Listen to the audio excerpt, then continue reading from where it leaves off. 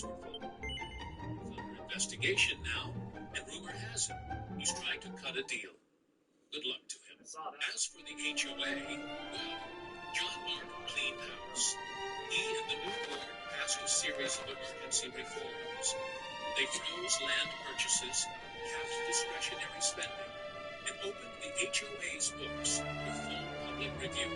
He even created a Community Integrity Committee, which sounds fancy until you realize it's mostly old folks with magnifying glasses reading budget spreadsheets and muttering, oof, every 10 seconds. They also voted to return all legal fees to the HOA members out of Karen's personal assets first. Poetic justice, damn right.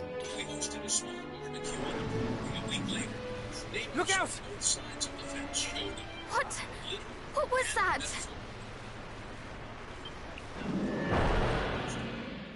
Said he wanted to see justice. My gift for guiding me to this place. It pains me that you would be so uneager to accept it. It's enormous. And you are insignificant. Run along now, worms. My business here is with Lady Rubis. Don't burn the truth, I said. Later that night, I walked the fence line with a flashlight, checking. Then you will have to go through us. We may be small, but we are strong. Ah! You certainly do not want for self-belief. We shall see how long that lasts. This is a holy place, and we shall not allow you to defile it with your evil. Ends here. You will rue the day you came here, fiend. Peacock all you like. Your shouts will turn to screams ere long.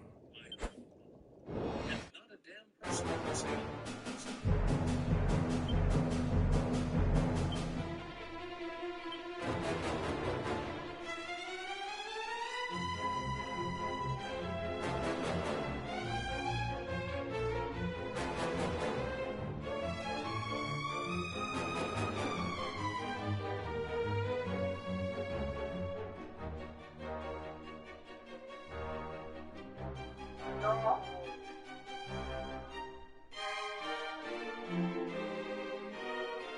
otherwise.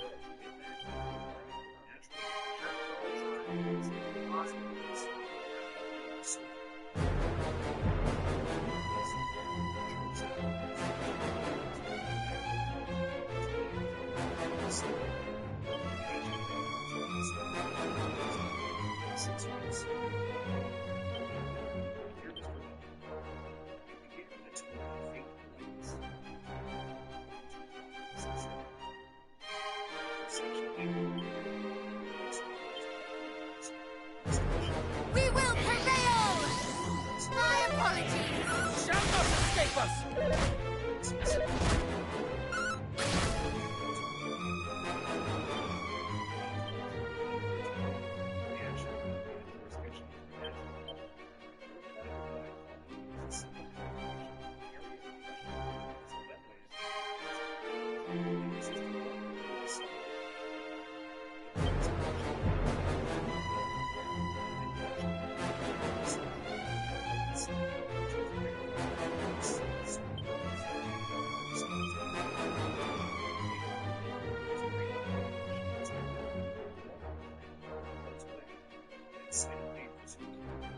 You'll be fine!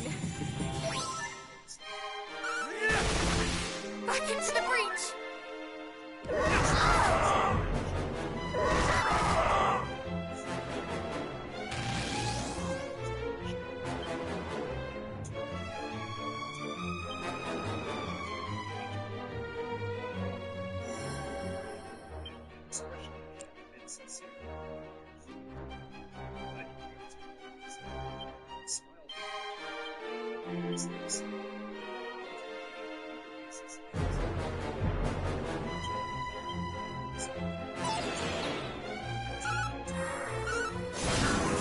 Too close.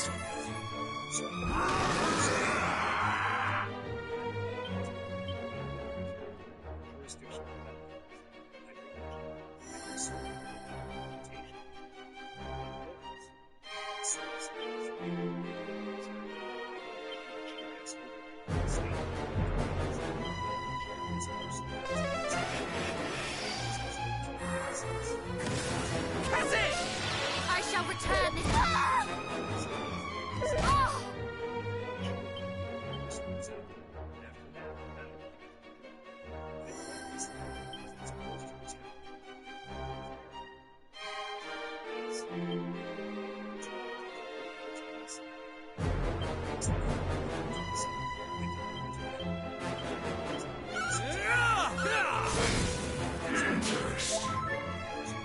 Do try to stay alive.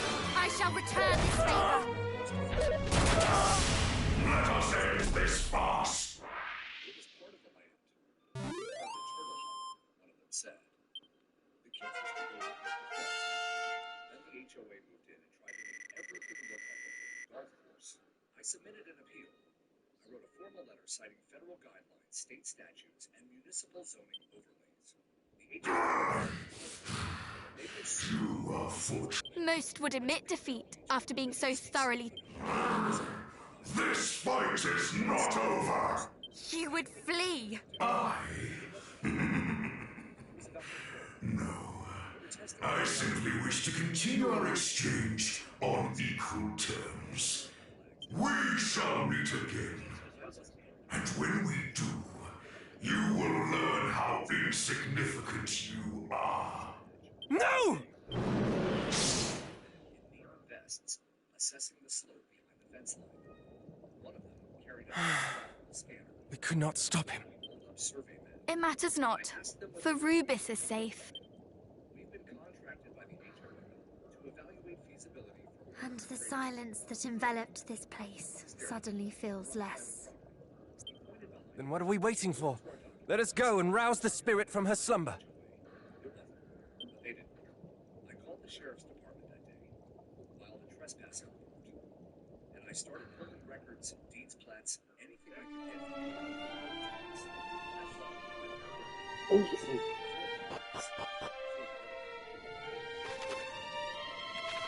See, that was I don't suppose cigarettes and stuff.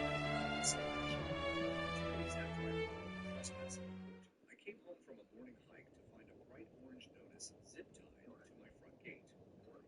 It screamed in bold capitalized letters, as if it were summoning the wrath of someone. The sigils! Legal means, it declared that the violation of multiple sections of the environmental negligence, nuisance creation, and refusal to comply with corrective action. Maestro, please. They had officially declared war. That same afternoon, I noticed 2 trucks parked at the end of my cul-de-sac, unmarked but familiar. The F-250 are the toolbox rails and magnetic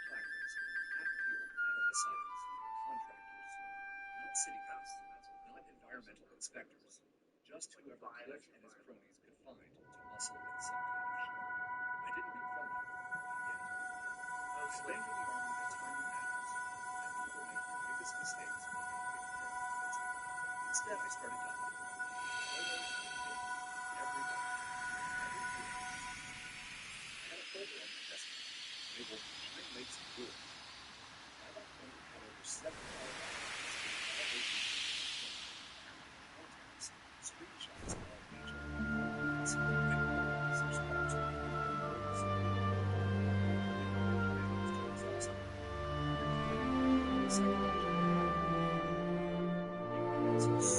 I am Rubis, mother to all that call the land of Alefgard home.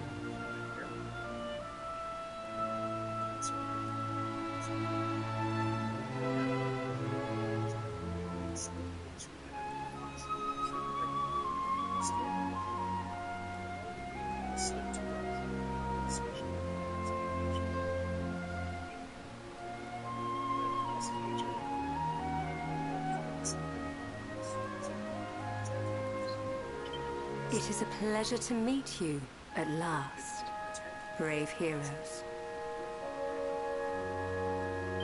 I thank you for awakening me from my slumber. Lady Rubis, We have come here to beg your aid in defeating Hargon, a villain who threatens your realm. Be at ease, young prince. I know all, for I did watch over you whilst I dreamt. Now I shall make good on my promise. The unshakable pledge which I made to your forebear many moons ago. Here, take this.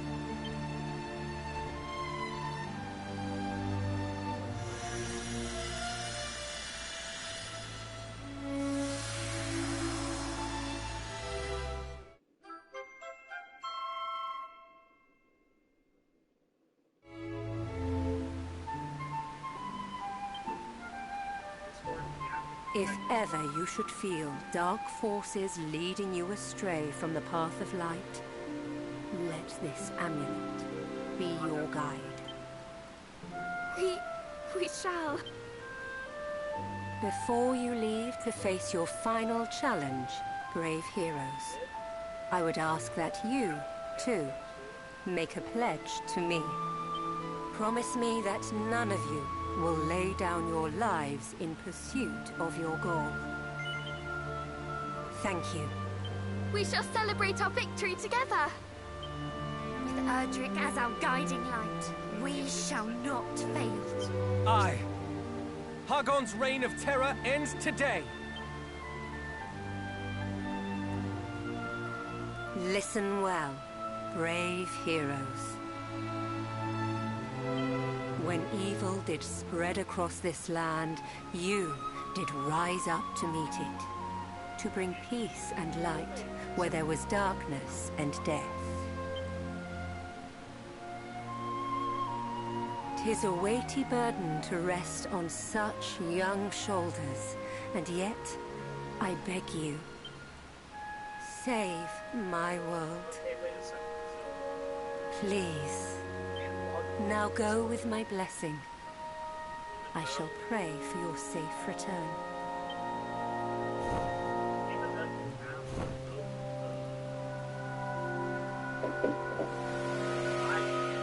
And know that I do watch over you, always.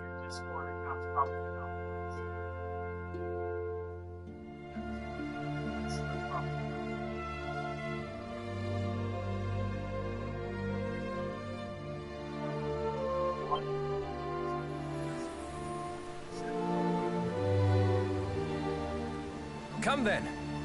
Renderak awaits. And so does Hargon.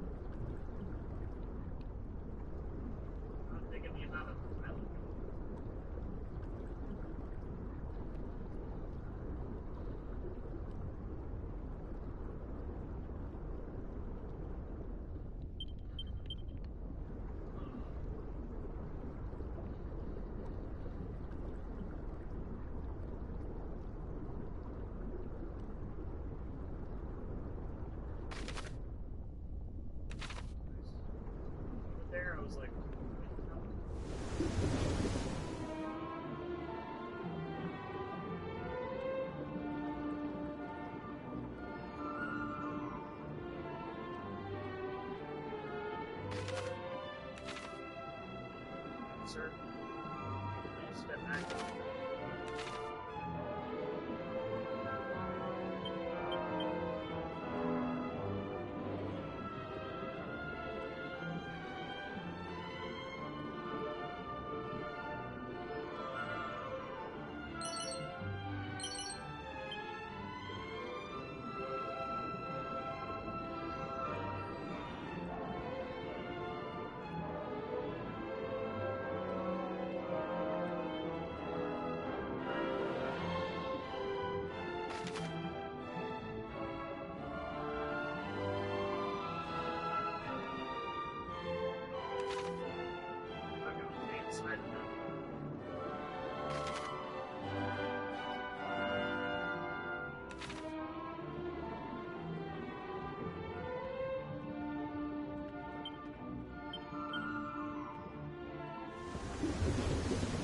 Yeah, I see.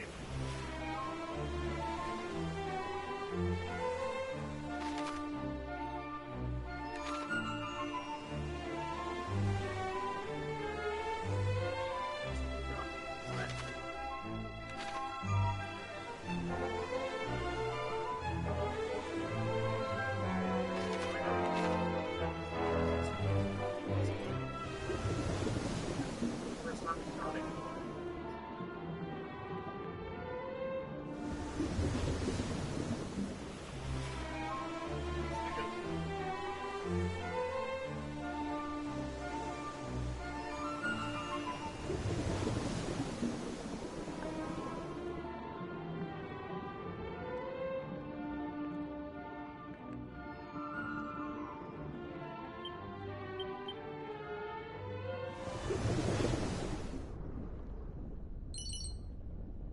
Armadura there.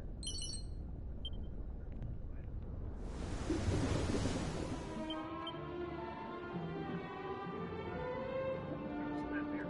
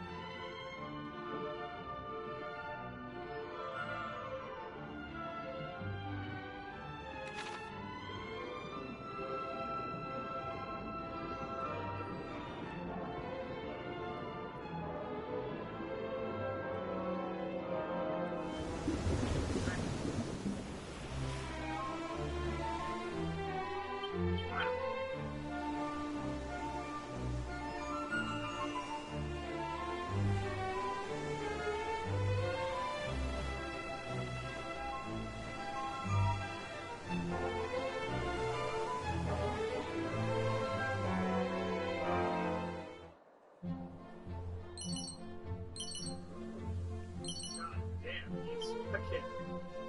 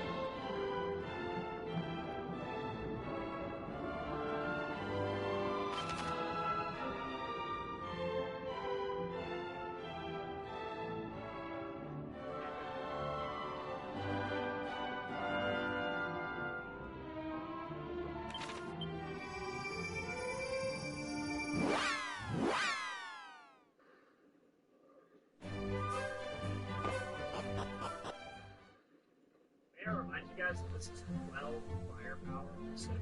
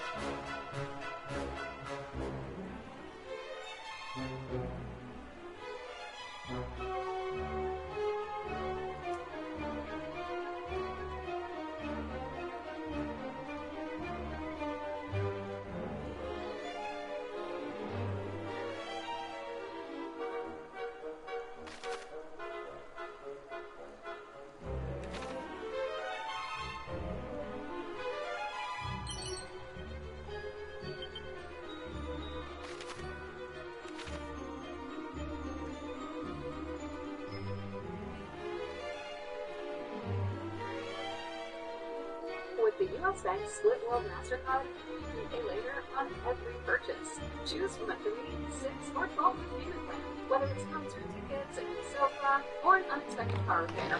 Make your case with the U.S. Bank Split Card.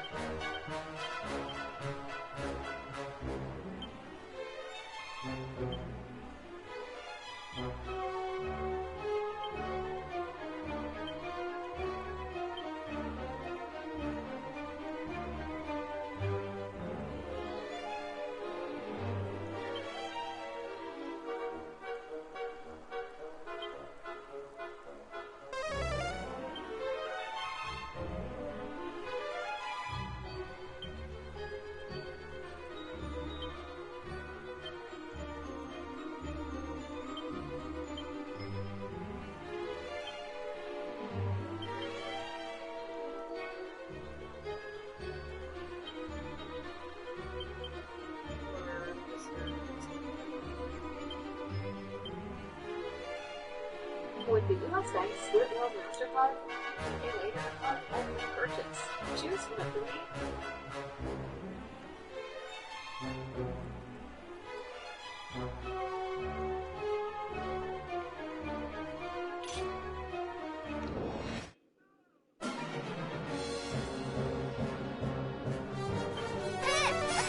We will prevail!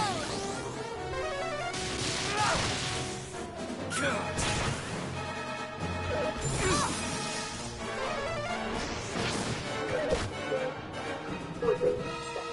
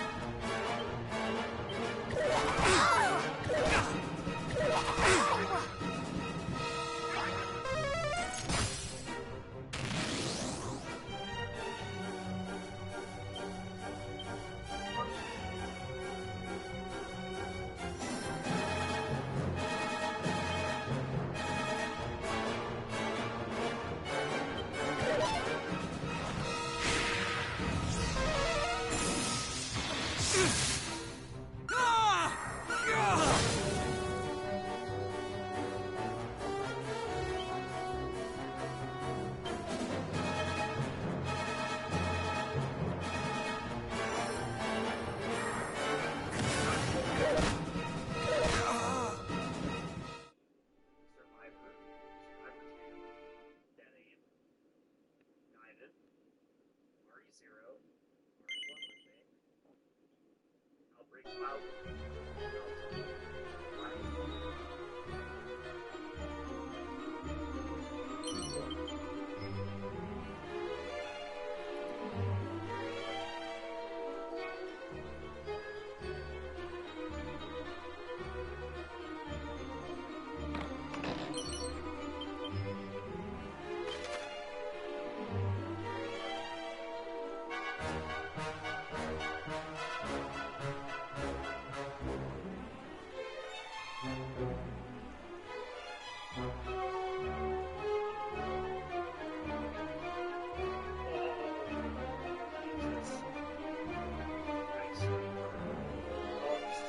This is so bad.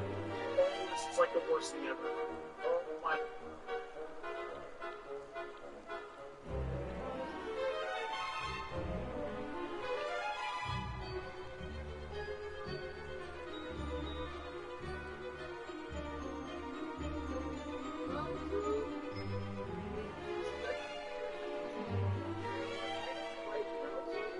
$5.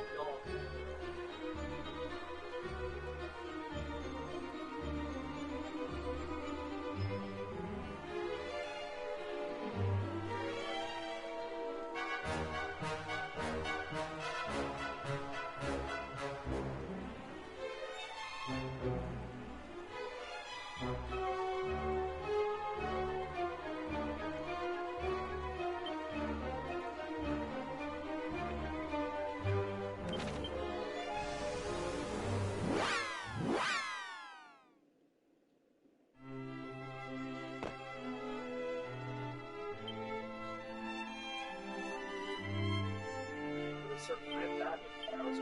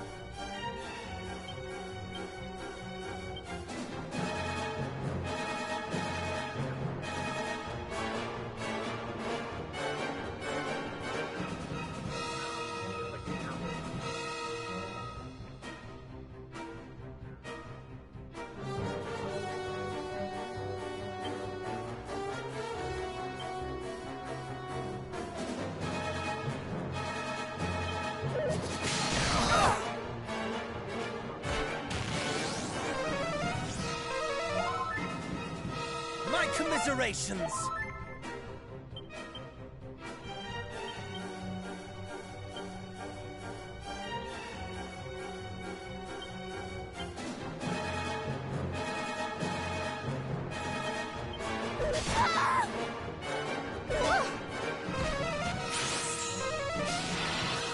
You'll be fine.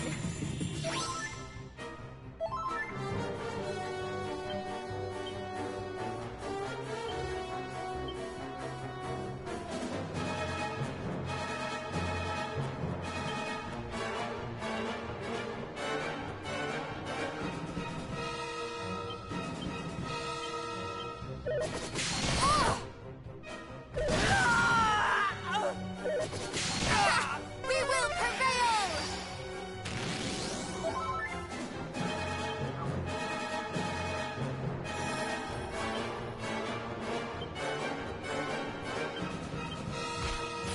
I shan't fail you.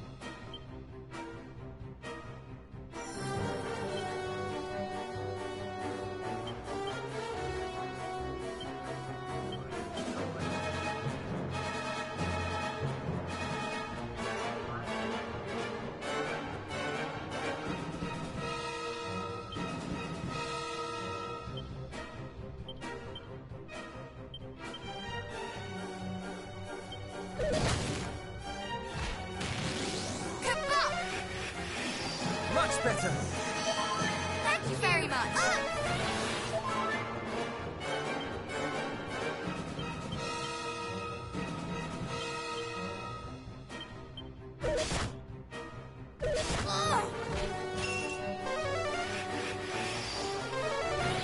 We need you.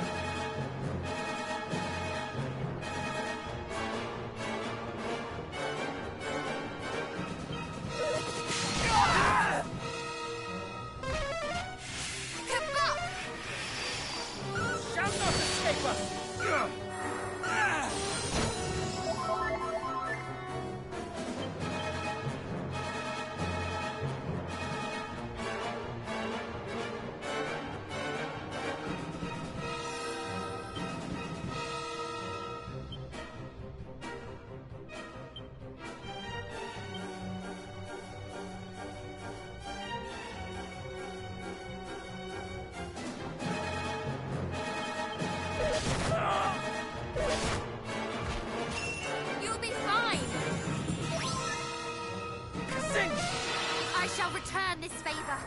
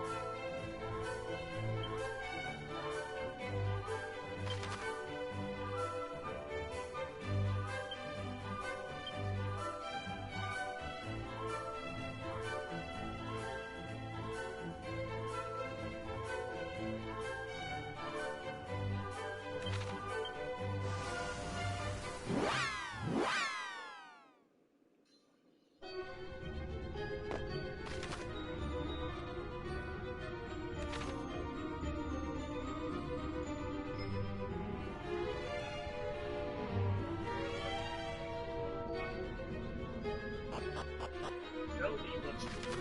Once you get through.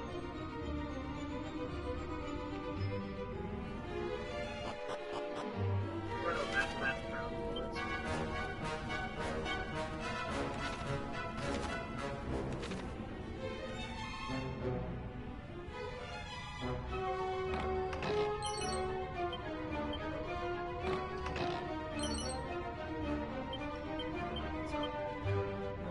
Don't shoot.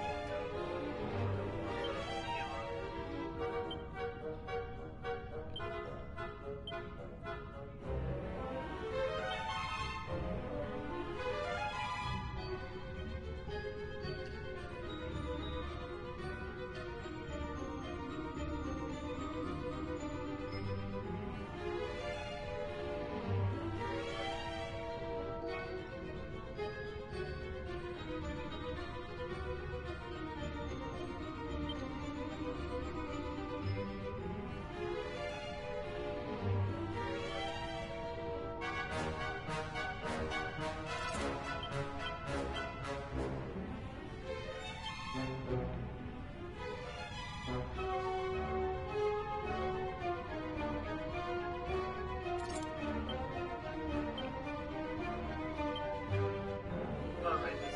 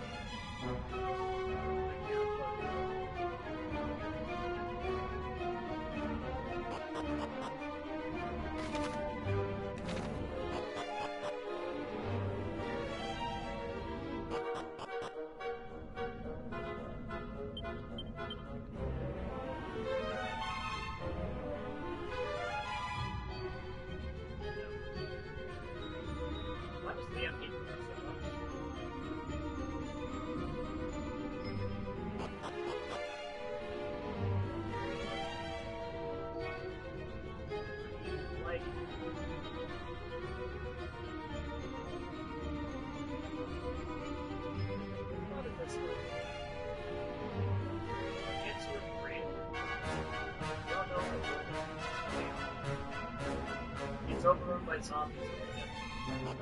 In order to access half of the building, you need a key. That key is on the other end of the hallway, and there are like 6 zombies. And you can't open the door. You have to go get the key. That's probably why you gave it to me. Well, fuck.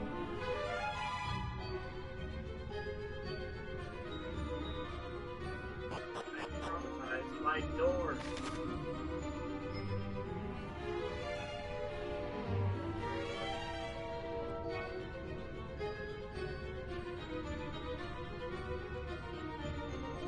Not to mention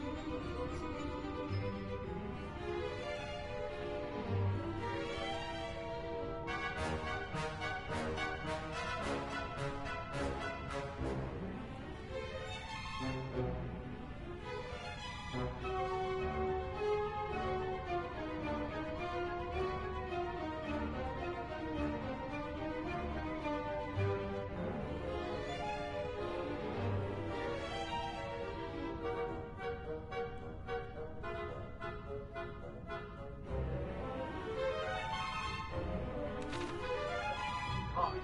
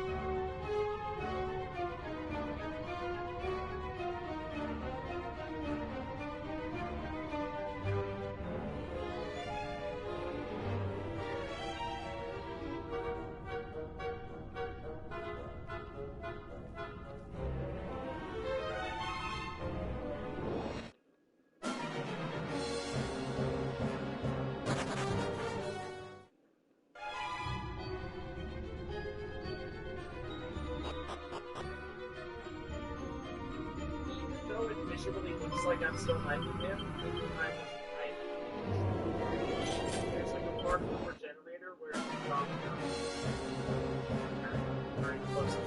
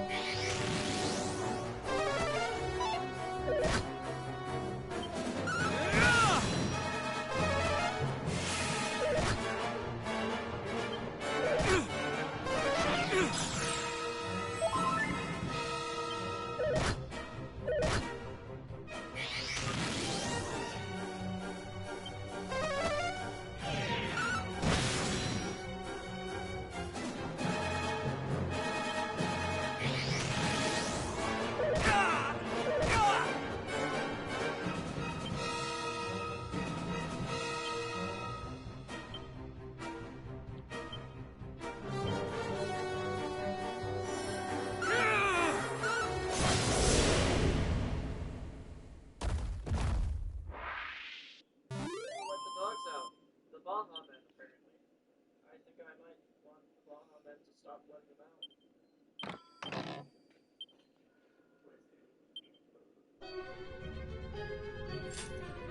Ah, there you are, cousin. Right glad are we to see you well.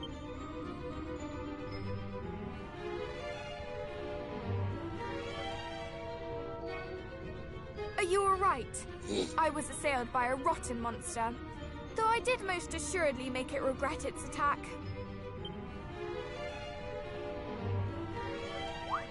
Wait, you are... I am here.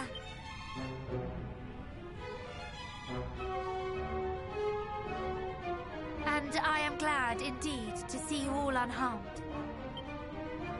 Thank goodness! We were worried for you. Our enemy grows even more ingenious in his machinations, does he not?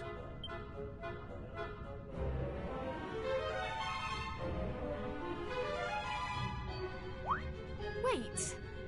The ladder by which we ascended. It is no longer there.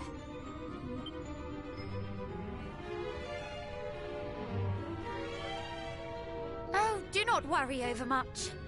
After all, our way lies onward. Come, let us away. It's obviously You are right, of course.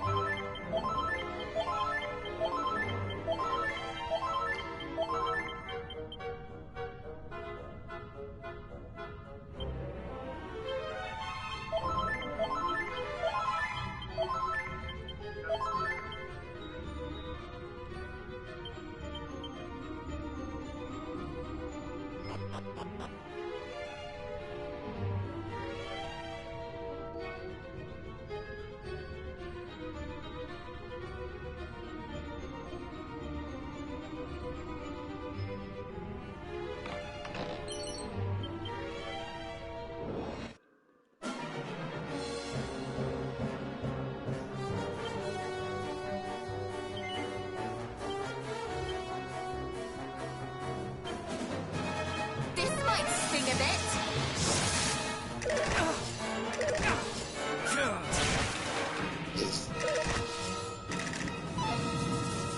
Shall not escape us!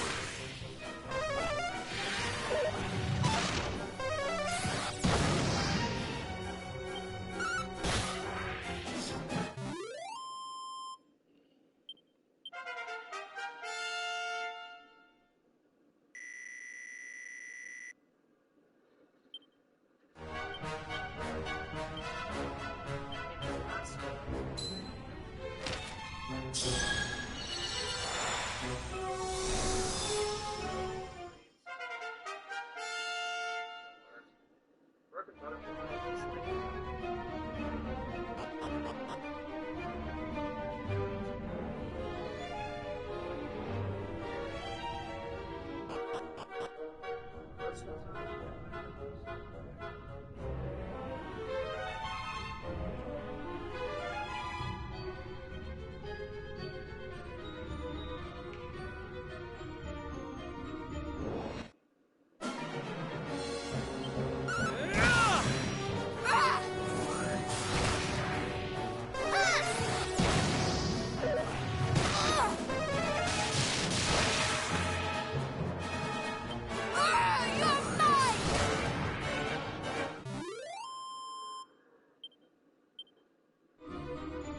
honestly, I don't know about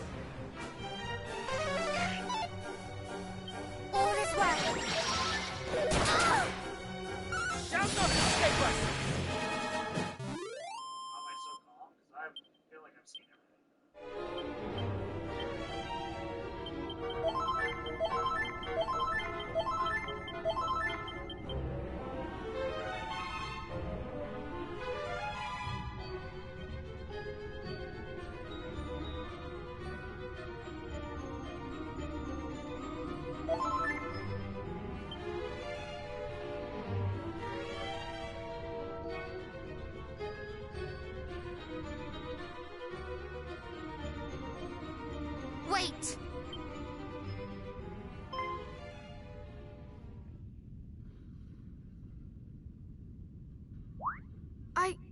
One moment. She is an imposter! I am the real princess of Moonbrook. Cease your deceptions, devil! What nonsense you speak! I am the real princess! Did we not hear of this in Tantagel? Of one pretending to be our dear cousin? Well, it is certainly not I, who have been with you all since the first! Lies! You must have supplanted me only just now! How do we We need not, for we have something in our possession that will decide for us. A sacred treasure gifted to the hero of old by his one true love. Surely this will know his blood.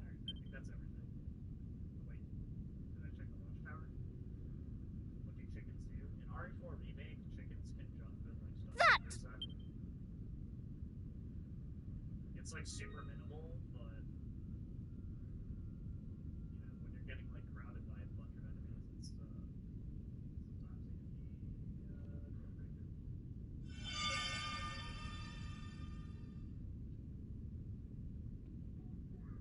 be You were the imposter.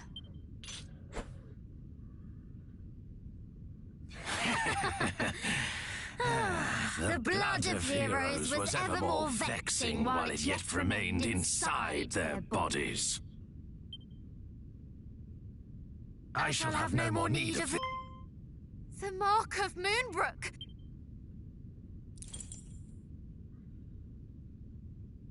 You were there. You took part in the assault on my homeland. Took part? Why, no, child. Oh, great.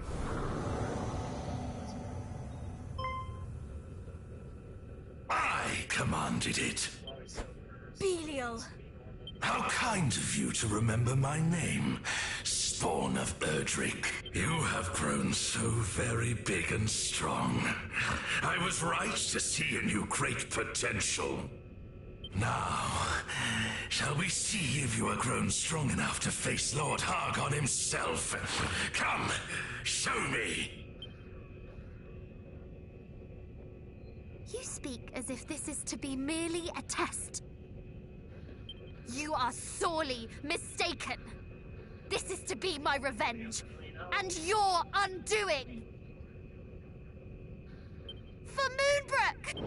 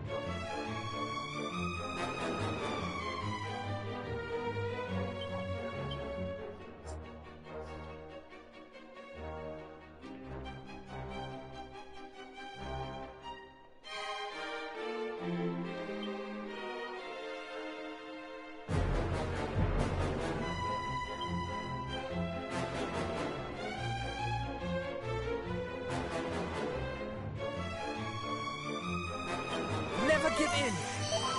Thank you! Be careful!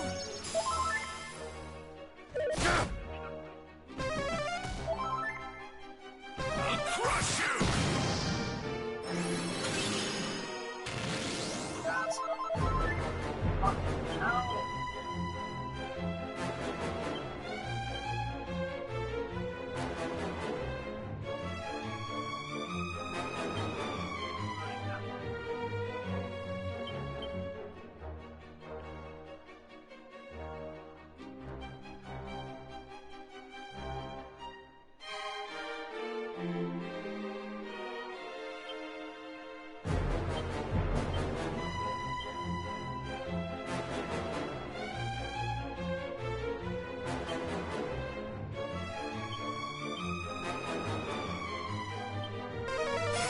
Kazam!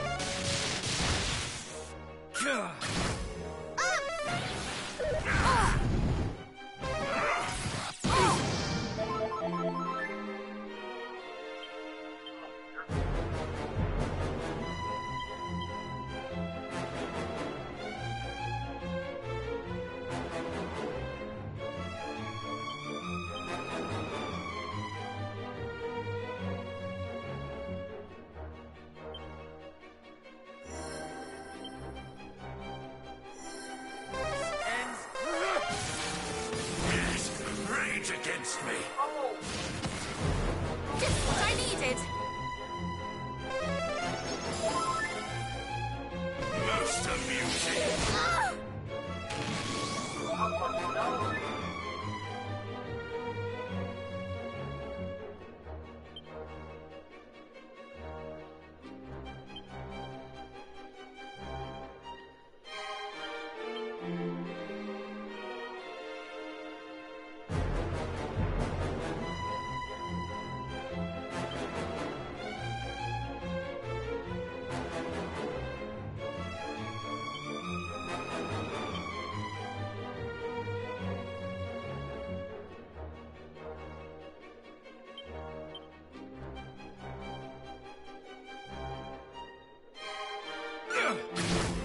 Come on! You'll be fine. Magic barrier!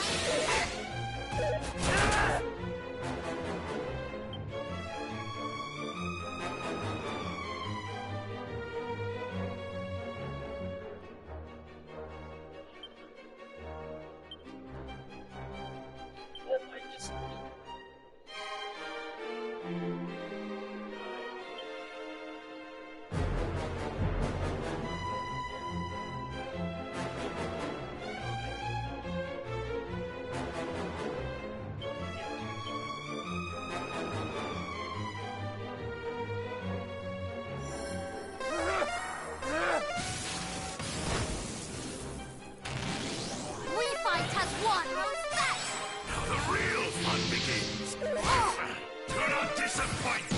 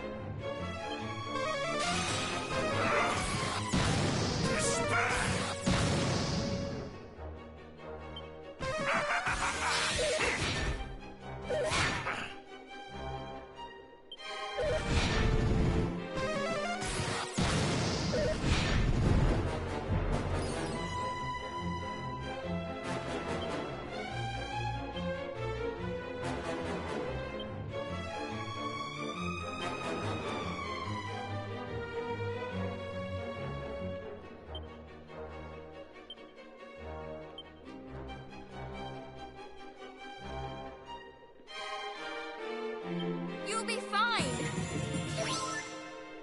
Return to us. I rally anew! Most amusing.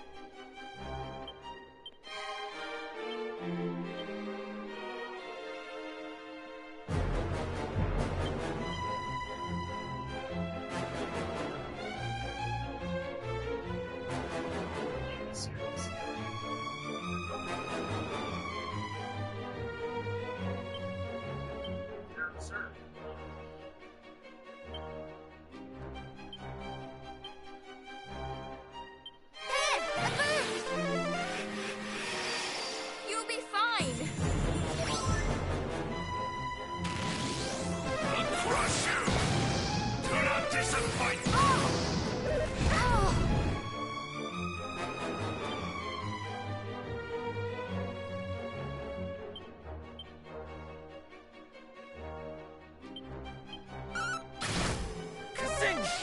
I shall return this favor.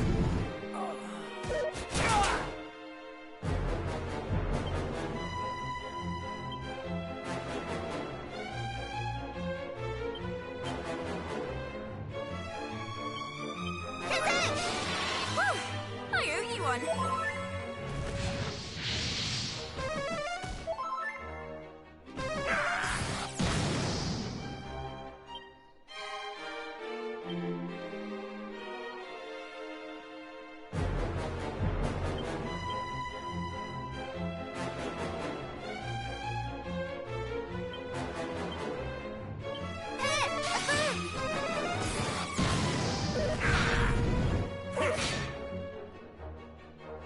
Now the real fun!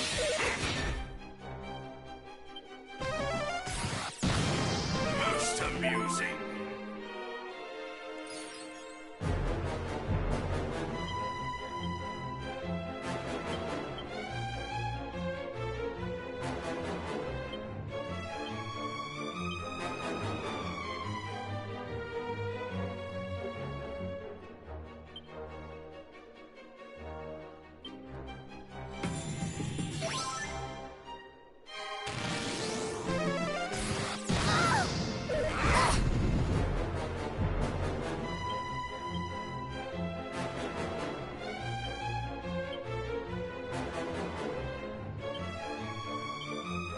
I shan't fail you.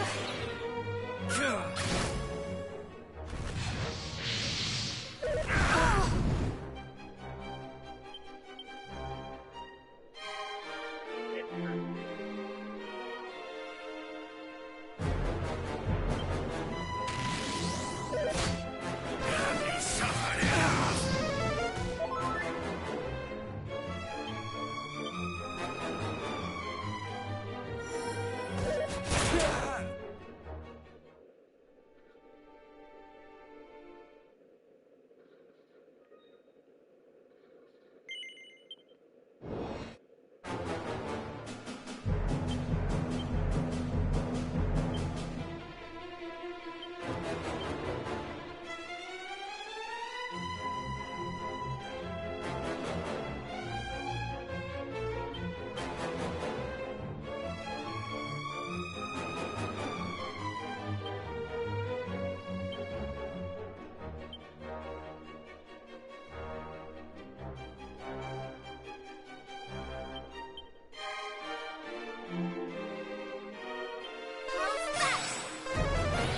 We shall prevail!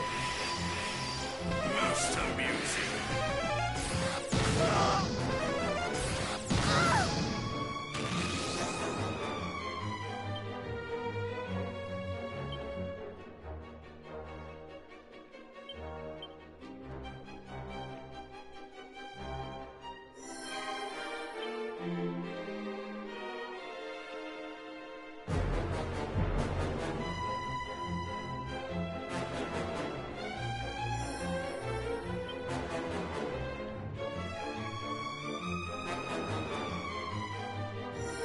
Magic barrier! That will help. My commiseration for you!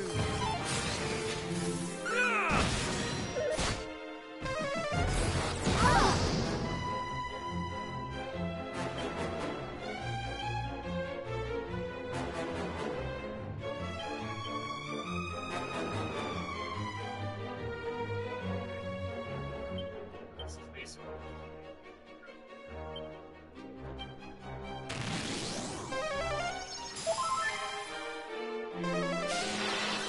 Do not disappoint!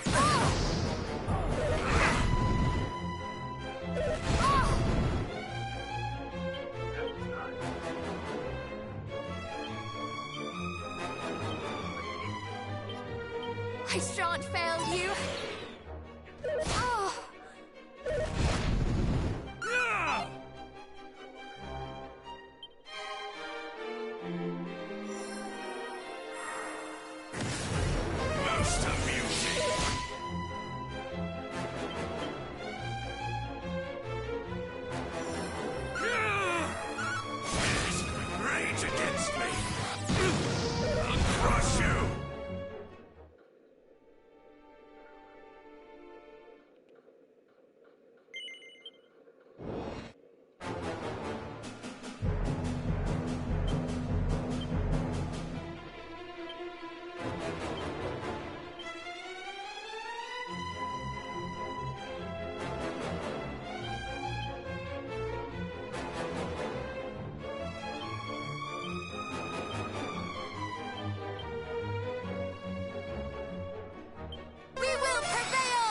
falter!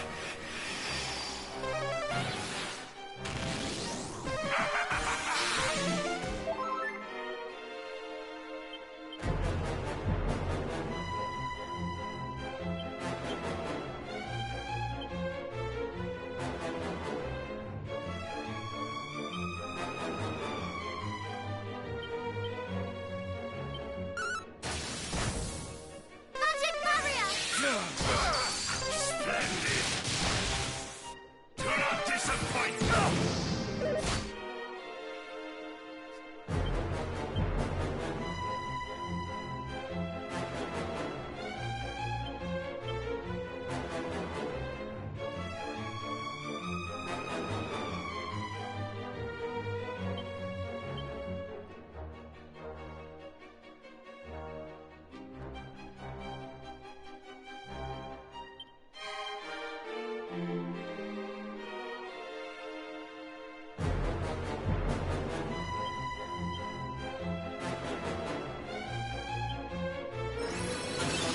You're mine! Splendid! Splendid!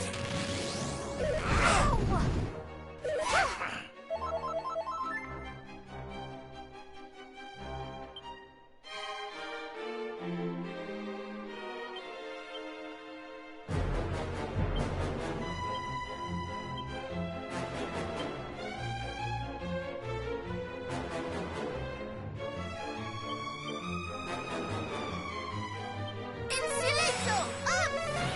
Come on! Rage against me!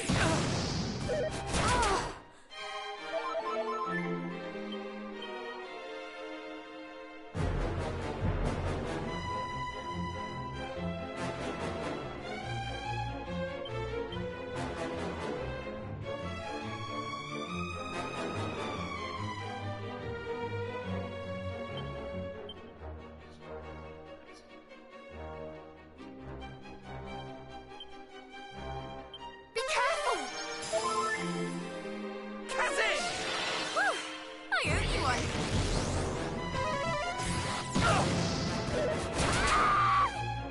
I'll crush you!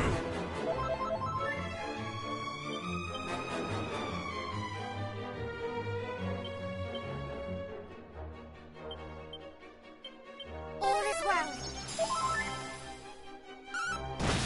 Do try to stay alive! Whew, Now I the owe you real one. fun begins!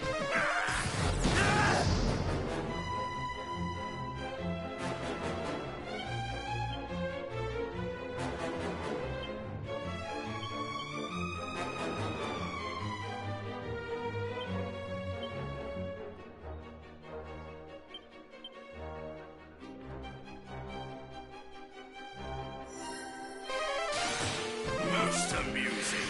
Most amusing! I'll crush you! Despair!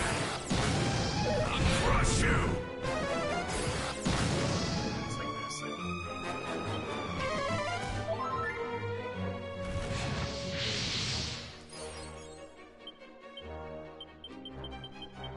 We fight as one! Do not disappoint!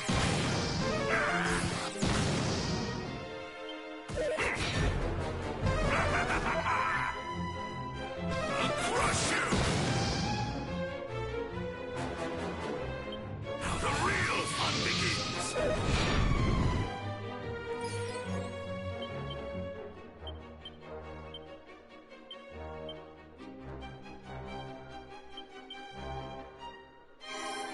Steel yourself! Now the real fun begins! Most amusing!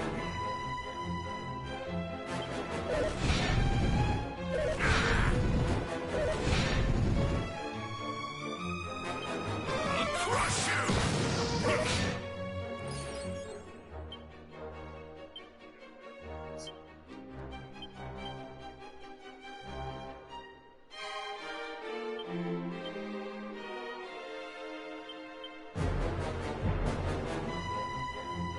Do not falter!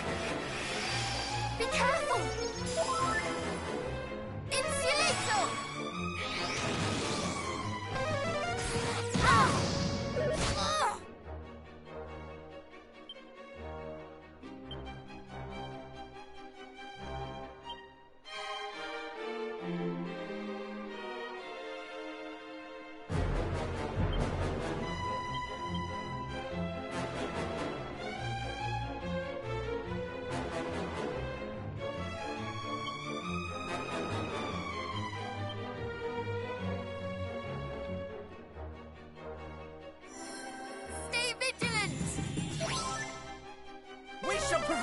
We shall prevail!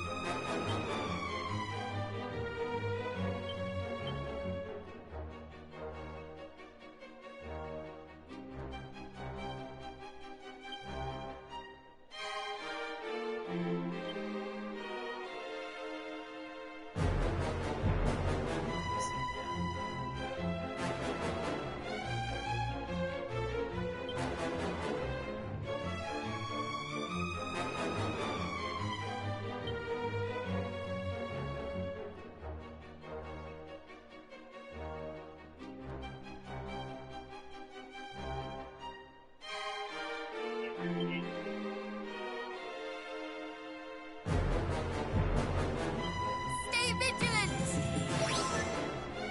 Magic barrier! All heal! You have my gratitude.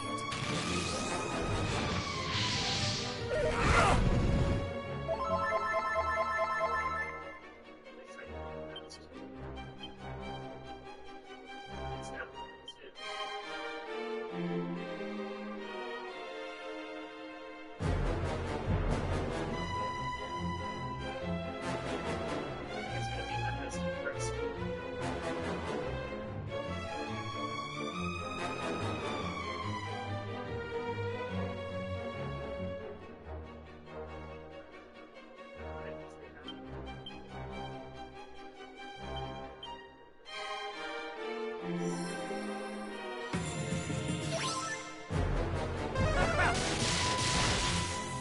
Multi-heal!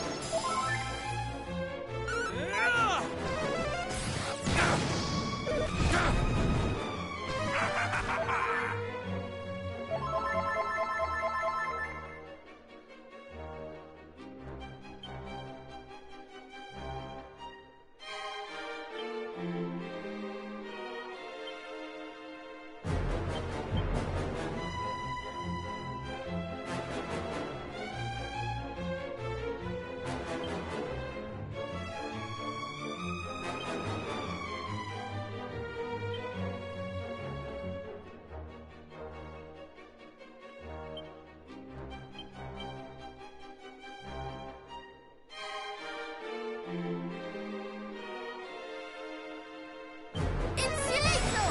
Fall!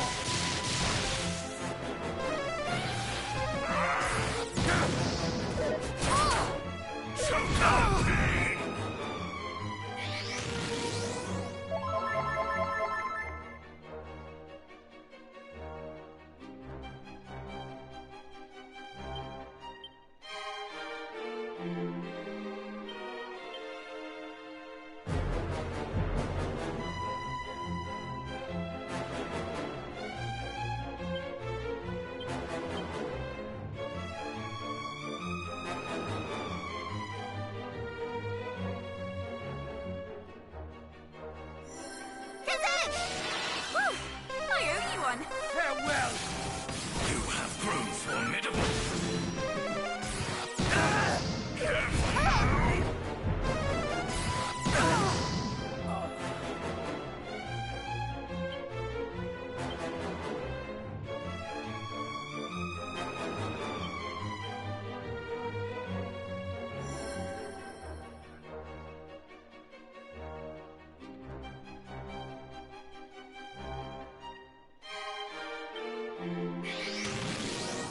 We must hold out!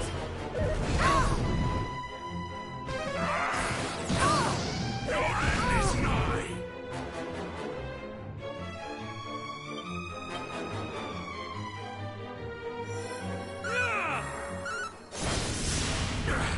I admit defeat.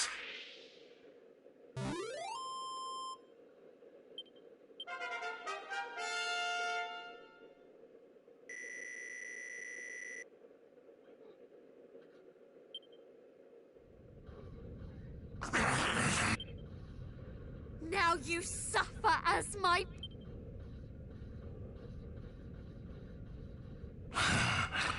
Very fine indeed. Such strength, such anger. A what? I shall guide you to him, to Hargon, and you shall defeat him for me. We knew full well that relations between his underlings were far from cordial, but for one of them to plot his undoing, you truly mean to betray him? Betray him? I never swore allegiance to him, nor to his cause. None of us did. We obey him because we must.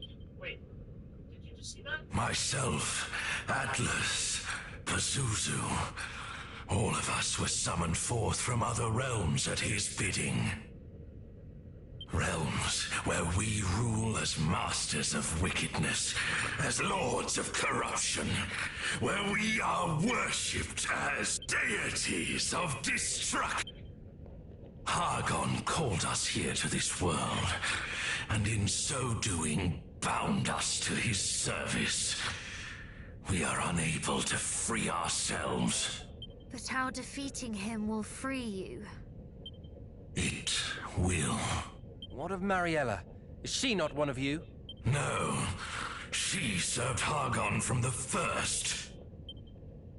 Well, do you accept my... I can't free cam. I can't type free cam. Okay, it looks like she's A-puzzing though. She is! Oh my god! What the fuck? Her arms are like super extendo stretched. What the hell?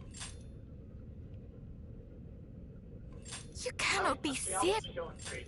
Please, cousin, think carefully. Dissent among the ranks. How sad. Do we have a deal regardless? You plan to bring down Hargon, and I wish to see him brought down. Our aims are one and the same. They are not. They could not be more different. Truly, you understand not. We wish for the return of a world where all might live in happiness, where they might be free from the fear that all might be taken from them.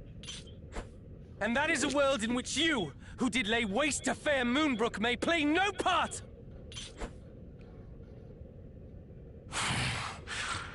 Fools!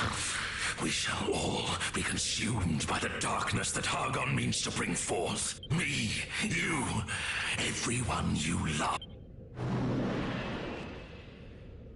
You will regret the choice you have made, and soon.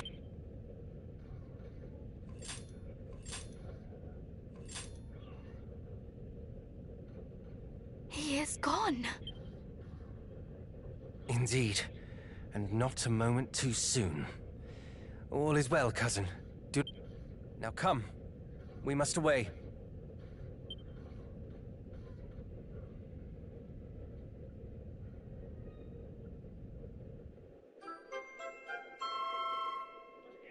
Oh my goodness, I am really running out of it.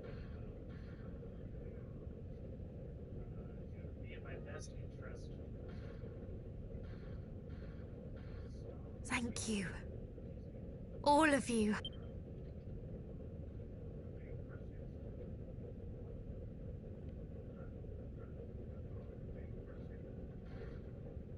Insane fucking dodge.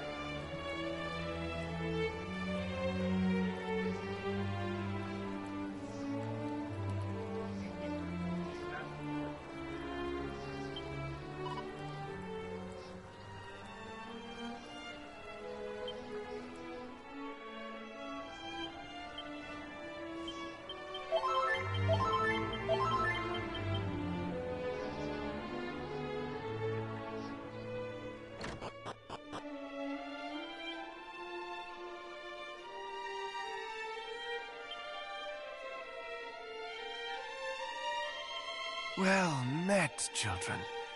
I always knew that either the prince or the heroes would visit us here one day. Now that day has come. My apologies. But could you tell us who you are?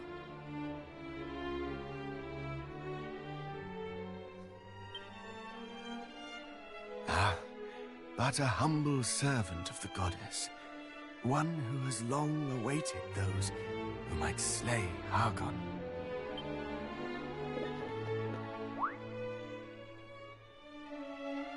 Now, take this. May it prove of use.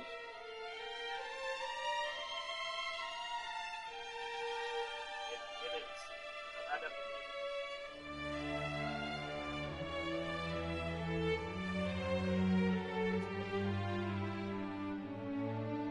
No, we've done this now.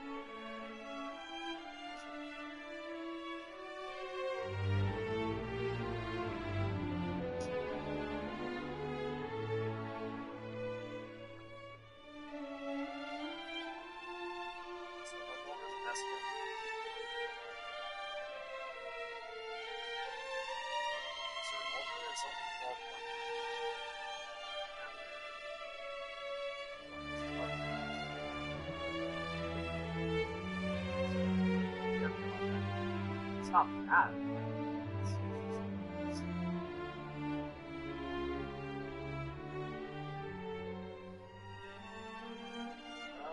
This one sucks.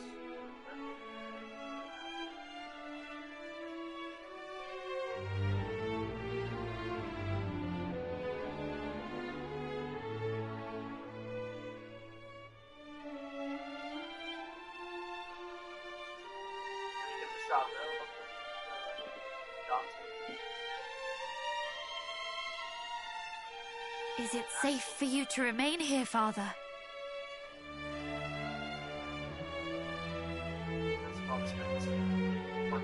Something. Drop.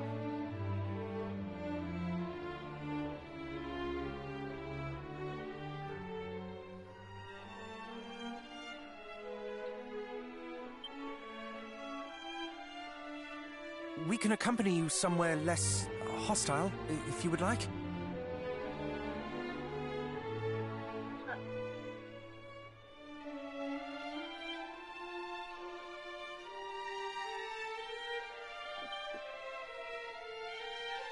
Fear not on my account. Naught remaineth in this world that can trouble me. All my troubles are... but it mattereth not.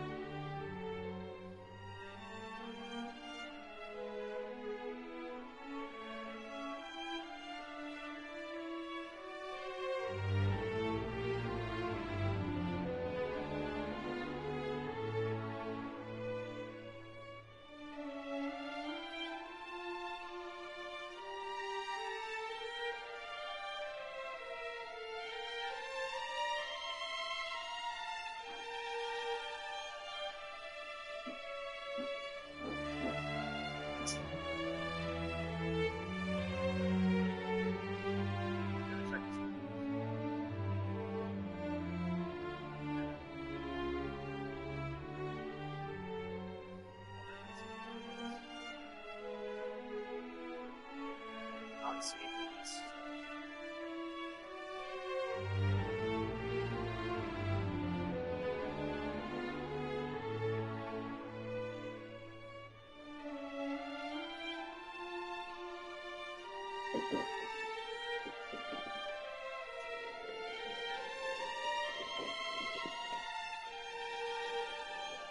Come, my children. Pray with me before you depart. All-knowing goddess, may thou bless these brave heroes on their quest to deliver us from evil.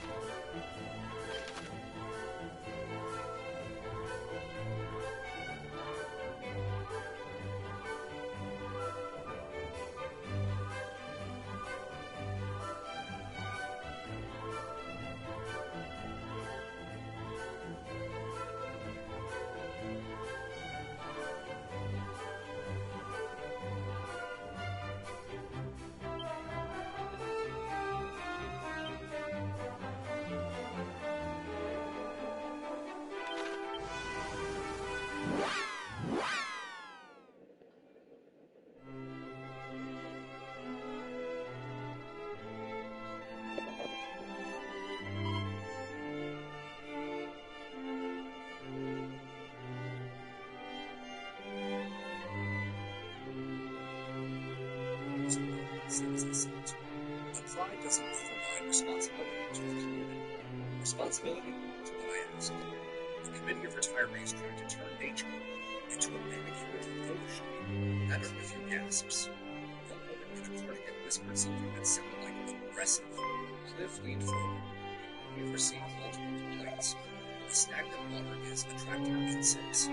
Children nearby have developed allergies. One elderly resident claims the smell aggravates her asthma. I folded my arms. Do you have medical documentation? Any lab info data tying that to my mom? Silence. I didn't think so, I said. They voted unsurprisingly to escalate fines $250 per day, retroactively effective from the date of her first notice. And if I'm paid within 30 days, a lien will file against my mom. I walked out and didn't say a word. 2 days later, the rail bus arrived. Not in the form of lawsuits or letters, but machines. I woke up to the low diesel rumble of pumps being unloaded. Outside my back fence, men in hard hats were lowering suction hoses into the shallowest end of the pond. Water slurped and churned through the flexible black tubing into a rusted-out vacuum tank drum idling on the ground. My hands clenched so hard the ceramic coffee bowl cracked in my grip. They hadn't even knocked. I stormed out the back door and took the helmet in fresh strides. Hey, get that hose out of there. The foreman turned. Sunglasses, glitter. A small HOA badge stickered to his vest underneath the hood. We're just doing a drainage treatment, he said calmly. The board approved it. It's within common area jurisdiction. This is my land. I parked her hood and clearly walked to swimming socks. That line is the boundary. You're trespassing. Shut it down. He glanced over at the other man. He hesitated and wrestled with control over it. I'm not asking you, I said. I'm informed of Section 602 of the state property law. You've crossed on private property and initiated a chemical extraction without consent. It's been criminal trespass, environmental violation, and possible groundwater contamination, depending on what you just stirred up. I've got 3 cameras recording right now. He froze. I didn't stop him. I pulled out my phone, called the sheriff's office, and asked very calmly to dispatch a deputy on an active land dispute involving unauthorized construction and water management activity on a protected wetland. They knew who did business. When the deputy arrived, young guy, probably late 20s, he walked the site with me. I showed him the flagged boundary, the deed of forming the pump, and the truck's hose slithering right through my property line. He made a note, took some pictures, then walked back to the workers and said, I suggest you wrap it up until we get the sewer. There's enough here for civil court to bring a legal investigator. They packed up, but the damage had already begun. Even draining just one low side of the pond shifted the hydrology. Within days, parts of the spongy surface dried and cracked. The cattails hooted like dead soldiers. Frogs stopped singing at night. The air changed, less moist and more steady. I could feel something different running beneath my boots, like a pulse inside. And that's what was sewage. It wasn't sewage, it wasn't rot. It was sharp metallic lumps that silently mixed them together. Most people threat is a word that I had. We'd snowed in a run, and methane leached out from broken septic pits after heavy rain. We'd drilled here in Alaska, and frozen ground thawed and released trapped gases. It was OP gas, methane, possibly hydrogen sulfide. The kind that builds pressure when organic material decomposes in anaerobic conditions for decades, centuries even, and then suddenly loses its water smell. If that gas built up under the wrong conditions, if it found a fissure, if it reached heat or smoke, then this neighborhood's obsession with aesthetics was about to bite the pod. I wasn't born a man who feared the ground beneath his feet, but I was taught to respect it. Long before I moved into bylaws, before I never had a mortgage, I heard the words, community standards, I worked on Army Green, crawling through jungles in Thailand, and later flying with the on-world soil in Colorado. Then, after my final deployment, I retrained in environmental infrastructure. I'd spent the last 10 years of my career with the U.S. Army Corps of Engineers, specializing in terrain stabilization and floodplain hydrology. That's why I'd chosen this land, because I knew what it was and what it had. The pond behind my house wasn't some neglected edge of luck.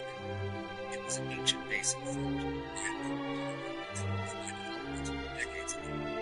Underneath the shallow pools and sedges was a thick peat layer was organic matter, rich and dark and unstable. I knew this not because I guessed, but because I tested it. 2 summers ago, out of habit, I pulled 4 samples using a water drone.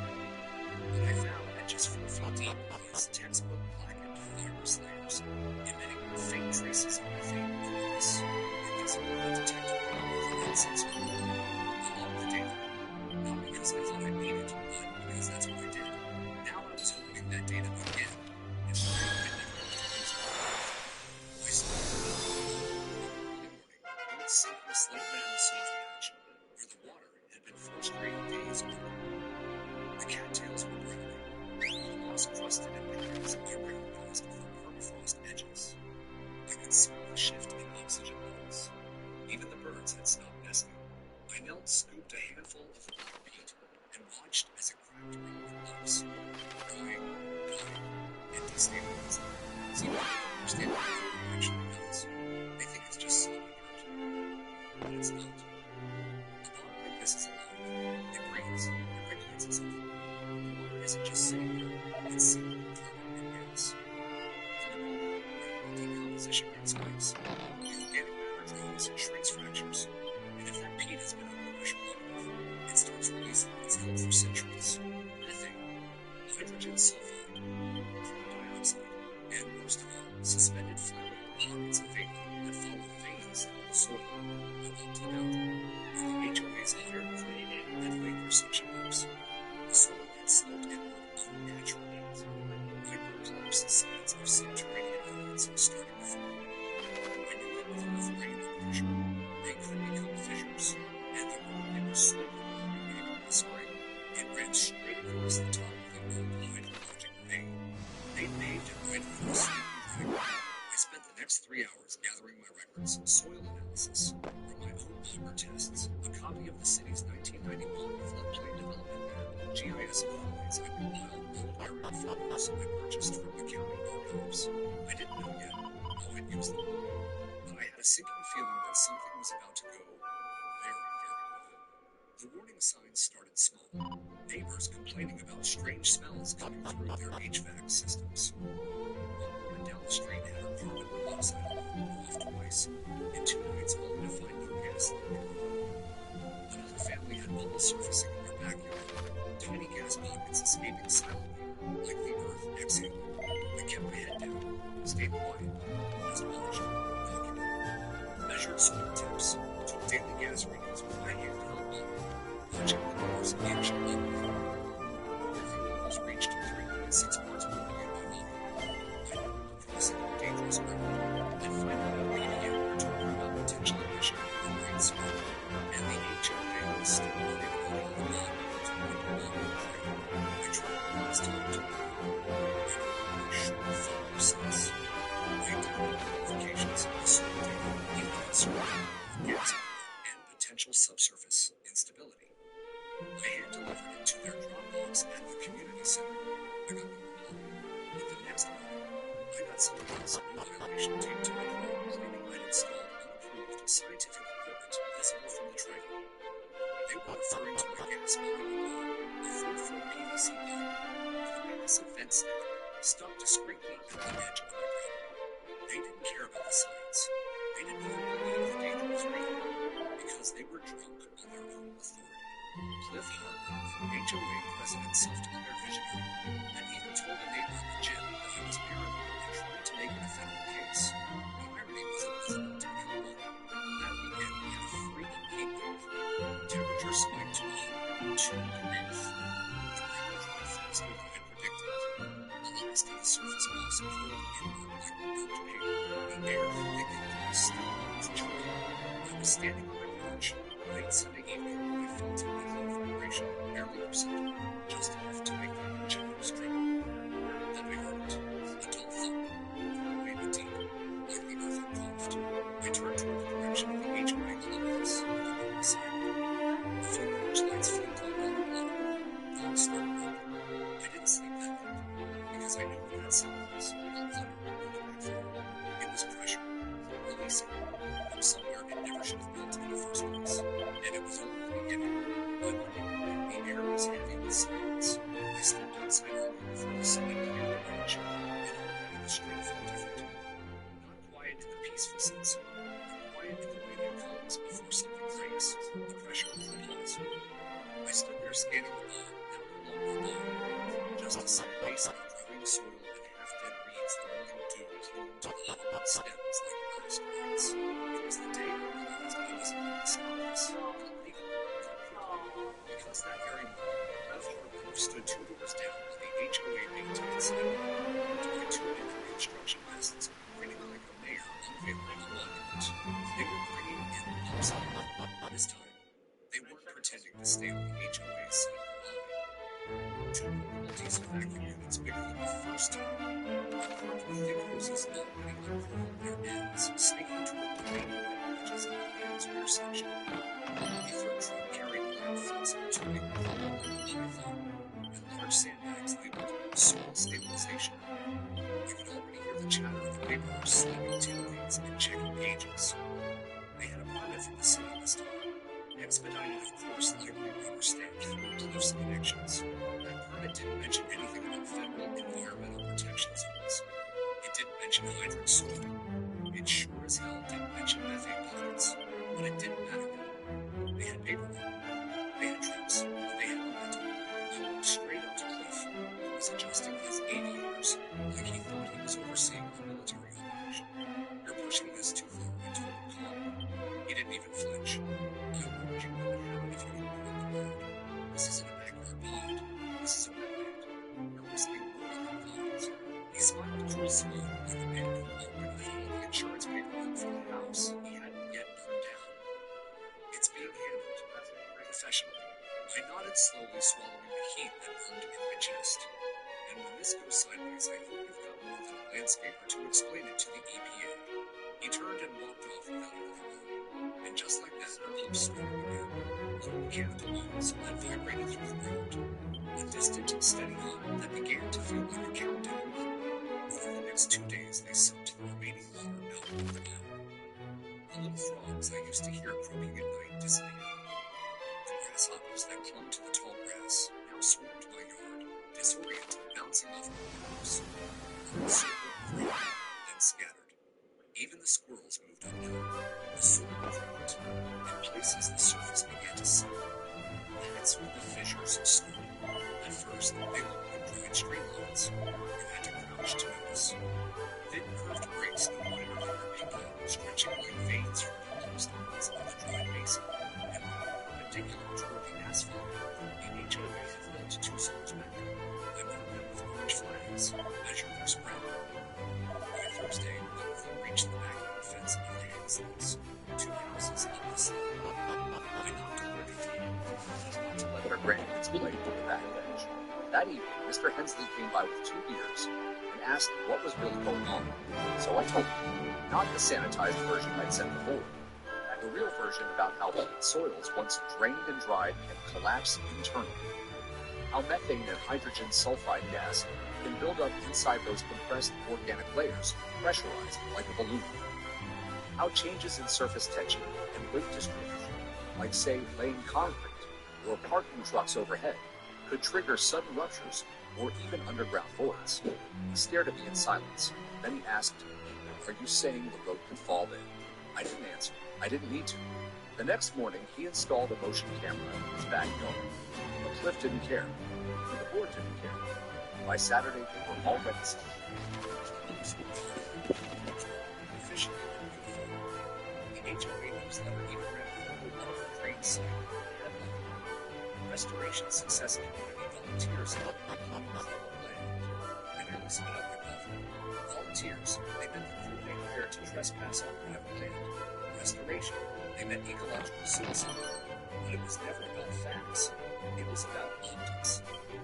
HOA carried down the block didn't really help them. But she saw progress, and that was good enough. By Sunday night, we were bragging about planting ornamental grass on the soil.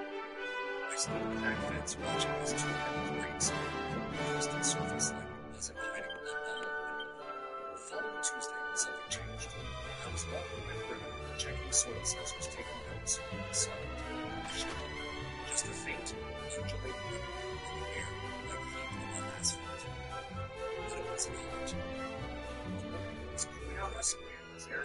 closely. At the edge of one of the minor cracks, a small, invisible haze rose from the ground. But I knew exactly what it was. Methane leaking. I grabbed my neutral detector from the shed, turned it on, the vapors faint at first, then louder, then shrill. Above the lower explosive limit threshold. I took a step back, then two more. My boots sunk deeper than expected, another micro collapse. First I was gripping my rope. I could feel the sponge-like give beneath the soil. This wasn't sponge. It was rot. Decay. The very glow breathing its last before blending. I made a call to the State Department of Natural Resources. Left a message. Sent the gas readings. Attached maps. Piloted a digital report. I wasn't waiting for the I wasn't waiting for the HOA to report the meeting. This wasn't a neighborhood dispute. It was a geological emergency in slow motion. The next day, the construction crew rolled over that sector to start laying stone for the long trail extension. That evening, the gas alarm in my shed went off by itself. It was dark, just a hiss I heard. Then in the distance, a muffled loud. Just like before, but not this time. And the ground didn't cough. It moved. By Wednesday, the road was sweating. It sounds absurd, but as you see yourself, dark patches seeping solid asphalt, slowly encircling where the street itself had started bleeding. They were scattered across the stretch of Rose Crest Drive just beyond the old clubhouse, 4 or 5 inches wide at first. But something about the pattern wasn't enough to me. It must have been a hollow belongs to the drainage room. I stood at the edge of the Rose Crest, watching the street a jogger passed me slowed down. Wrinkled her nose mid-stride. Smells like rotten eggs. She couldn't shake her head. I didn't say a word. She wouldn't listen anyway. That smell wasn't just unpleasant. It was hydrogen sulfide. In small amounts, it burns the nose. In concentrated levels, it numbs your sense of smell entirely, and then shuts down your nervous system from the inside out. It's colorless, heavier than air, and most dangerously, accumulates low to the ground. I counted 7 visible cracks in the asphalt. They weren't from heat expansion. I knew that much. These weren't surface fractures. They were from below. Shallow subsidence land sagging inward as the dried peat collapsed into itself and released the gases that had been sealed by centuries of water and pressure. I tried one more time. I drafted a detailed report complete with photosensor logs and a simple 3D model showing how the gas pockets were likely traveling through the subsurface soil toward the higher ground right under Rose Crest Drive. I emailed it to the city engineering department and printed a copy and hand-delivered it to the HOA office, sliding it into the after-hours website. Even though I knew that reading past the title, they still couldn't listen. They made cracks in their skin to where members were latching down and just a quick fix. As always. Smell didn't That Friday, Mrs. Lockwood, who lived on the bend, called the fire department. She said her kitchen filled with a gas-like odor every time the HVAC kicked on. They came with detectors and left without answers. Meanwhile, my own monitor was clocking spikes of 6.3 ppb. That's when I stopped sleeping for the night. I kept the windows cracked despite the smell just so I could listen. For movement, vibrations, that sound to hearing all parts of the body, something painful is about to shift. You feel it in your jawbone before your brain registers it. It doesn't roar. It whispers. At 3:12 a.m. Sunday morning, I heard it again. A deep tremor. Not an earthquake, just a small pulse, like something giving way miles underground. The windows rattled for 2 seconds. I stood in the hallway barefoot, staring through the blinds, watching for lights or movement. None came. But the next morning, the damage was visible. A chunk of Rose Crest's silent cave Detention come! Someone called the HOA. By 10 a.m., Cliff himself was there, standing over the hole, one hand on his hip, scowling at it like it was a rebellious child. The HOA newsletter called it a minor soil settlement incident. They didn't block off the area. They didn't call city engineers. They laid plywood over the collapse. And the plastic in the center of the You're mine! his back That same day, 2 kids were sent by the schools. And I rushed back to the clubhouse that afternoon with files in hand. But when I got there, the doors were locked. The sign taped to the window said, HOA closed for board retreat. Will reopen Monday. That's when I realized something else. They knew. Not everything. But enough. Enough to start hiding. That night, I got a call from Sam Hansen. His voice was tight. His motion camera picked up small photos of the grass that became signatures in red. Not concentrated. Grass.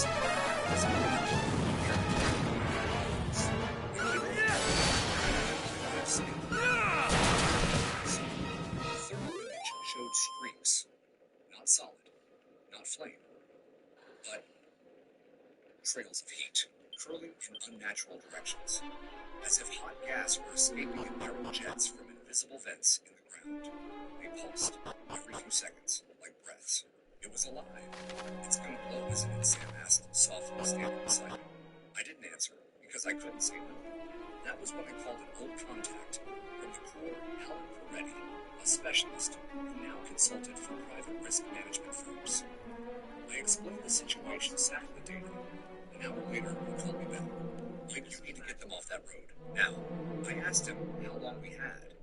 Depends on the pressure buildup. Could be hours. Could be a week. But if those pockets are trapped beneath the sea's surface, then someone drops a speed signal in static discharge. This is all you deserve! You're mine! I assert fighting. Marked urgent. Marked hazardous gas accumulation. I copied the fire department. The city public works. The Department of Environmental Protection. No one responded. But the next morning, I saw something that stopped me cold.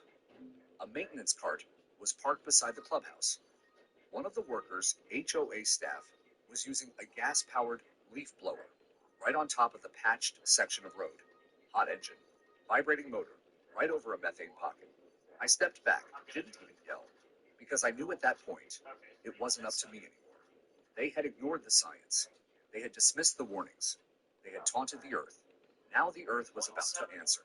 It happened just after sunrise. The sky was the color of old brass, dull yellow-gray, and the air felt heavier than usual, like the humidity couldn't decide if it wanted to be fog or sweat. I was standing in my kitchen pouring the first coffee of the morning when the windows trembled. The sound didn't come first. It was the sensation, the kind that makes you freeze mid-motion, because your body knows something's wrong before your mind does. A strange stillness. Then somewhere between a shudder and a thump, the world lurched.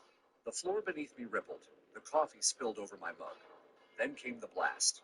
A deafening boom tore through the neighborhood as if a cannon had been fired from beneath the earth itself. It wasn't just noise, it was concussion. I felt it in my chest, in the windows, in the soles of my feet. It echoed through the valley, like thunder rolled through concrete. The shock wave hit second. Glass shattered. Car alarms erupted.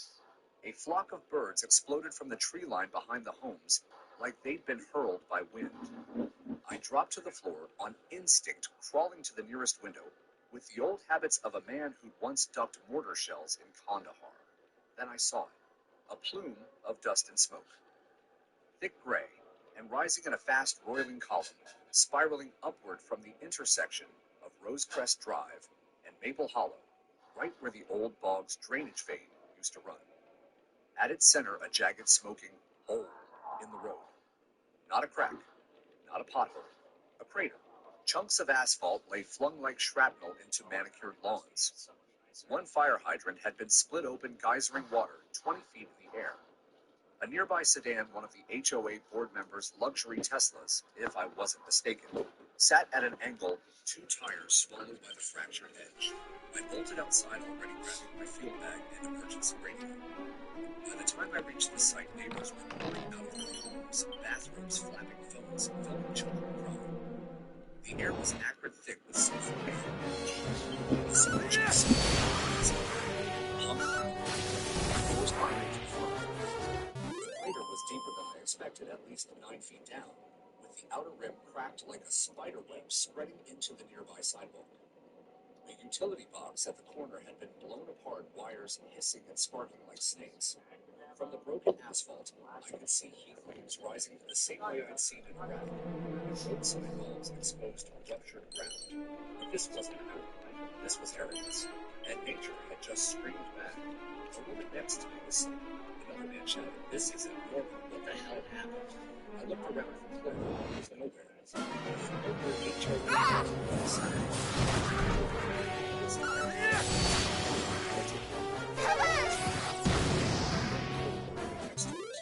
That's when I heard the sirens. First one, then a dozen. Within minutes, the street was swarmed. Fire engines, EMS, police cruisers, even a hazmat unit, their yellow suits gleaming like something out of a sci-fi movie. They formed perimeters, cordoned off streets, and began shouting orders that no one heard. Then came his black Suburban, government plates. A man stepped out, mid-40s, slate gray suit, tight jaw. He didn't say his name. Didn't need to. I'd seen men like him. I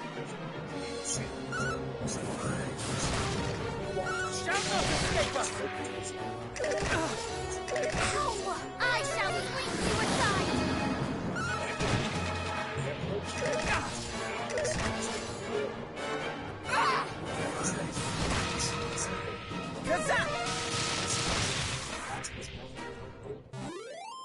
You're standing on board.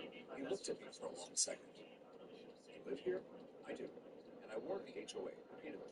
He nodded once, took the drive, then turned to the Suburban guy. They both stepped aside to look at the data. That's when I knew. It wasn't going away. This wasn't going to be patched, overwritten off, paved, and forgotten. This was federal. I knew the block looked like a war zone.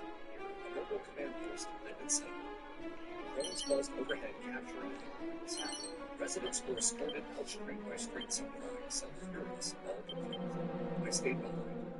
They didn't force me out, maybe because I was the one with the models, the overlays, the logbooks. The fire chief eventually walked over and looked at me and said, "You're Bowen, right?" "Yeah." "You're the guy who pulled it." I nodded. He looked at the blast site, shook his head. Wish they'd listened. I didn't reply, because what could I say that mattered now? Later that afternoon, a second sinkhole opened, smaller on the next block over, but enough to confirm the initial suspicion that the air pocket was larger than expected, interconnected.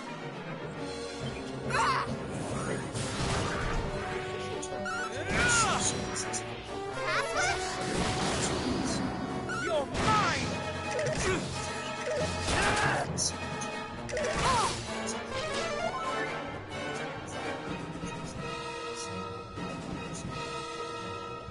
The words toxic gas eruption and submarines ran the local TV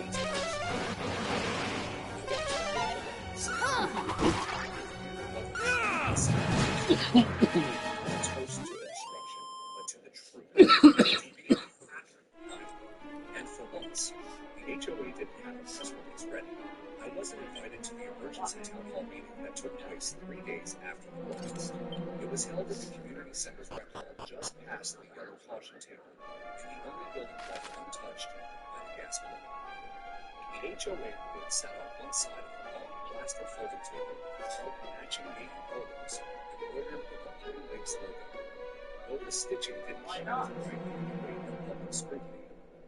Across from them sat city officials, a fire marshal, 2 environmental officers, and 1 man with an Department of Energy badge clipped to his blazer. Behind them, the room was packed, wall to wall, with residents, some holding N95 masks, others clutching their folders, notebooks, phones, and rage.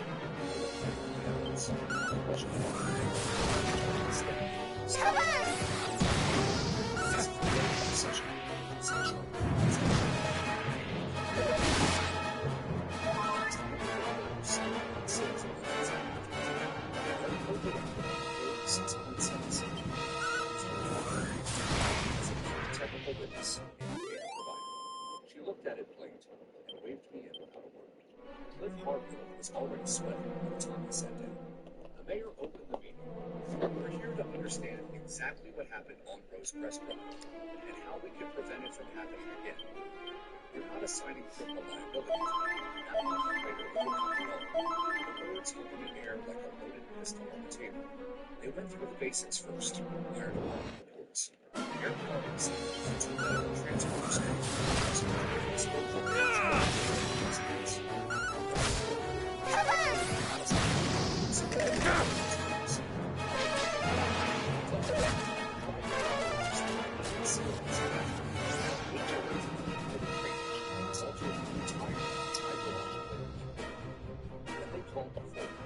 still not able to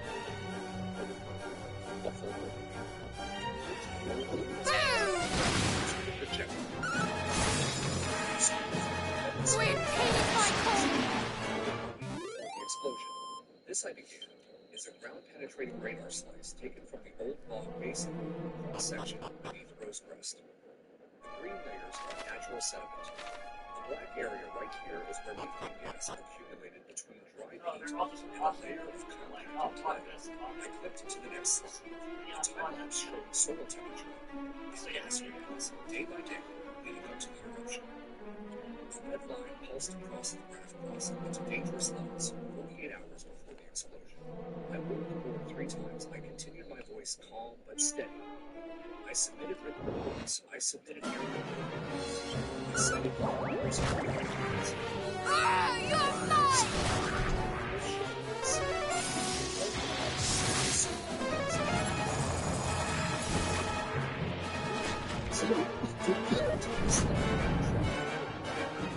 This is a golf course. It's the greens. These things without always Crackle! Another photo of the scene side by side with an old topographic map from 1983 showing that the crater lined up almost perfectly with the original mouth of the stream that once fed the bog. Nature had reclaimed its own. Silence fell over the room. Then someone clapped. Softly at first, then louder. And the whole room was applauding, not like a standing ovation, but like people realizing they'd been lied to and finally hearing the truth out loud. The city engineer stepped forward next. Mr. Bowman's analysis aligns with our preliminary findings. Ah, you're mine!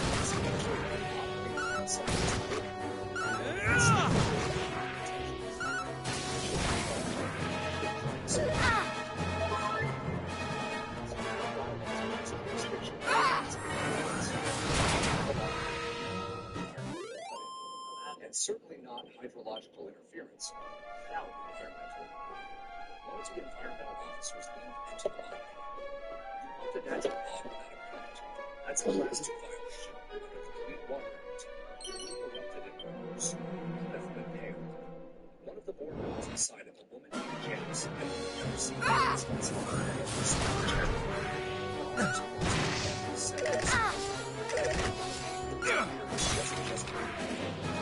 you!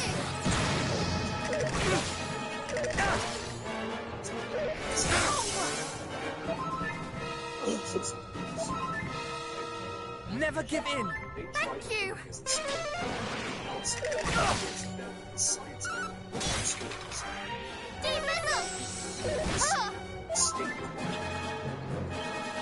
with us! I have you! The city filed a cease and desist on all HOA construction, and the bog remained quiet, dry for now, but waiting. I sat on the edge of the slope that evening, notebook in hand, and listened. No frogs yet, no birds. But maybe in time they'd come back. Once the storms came. Once the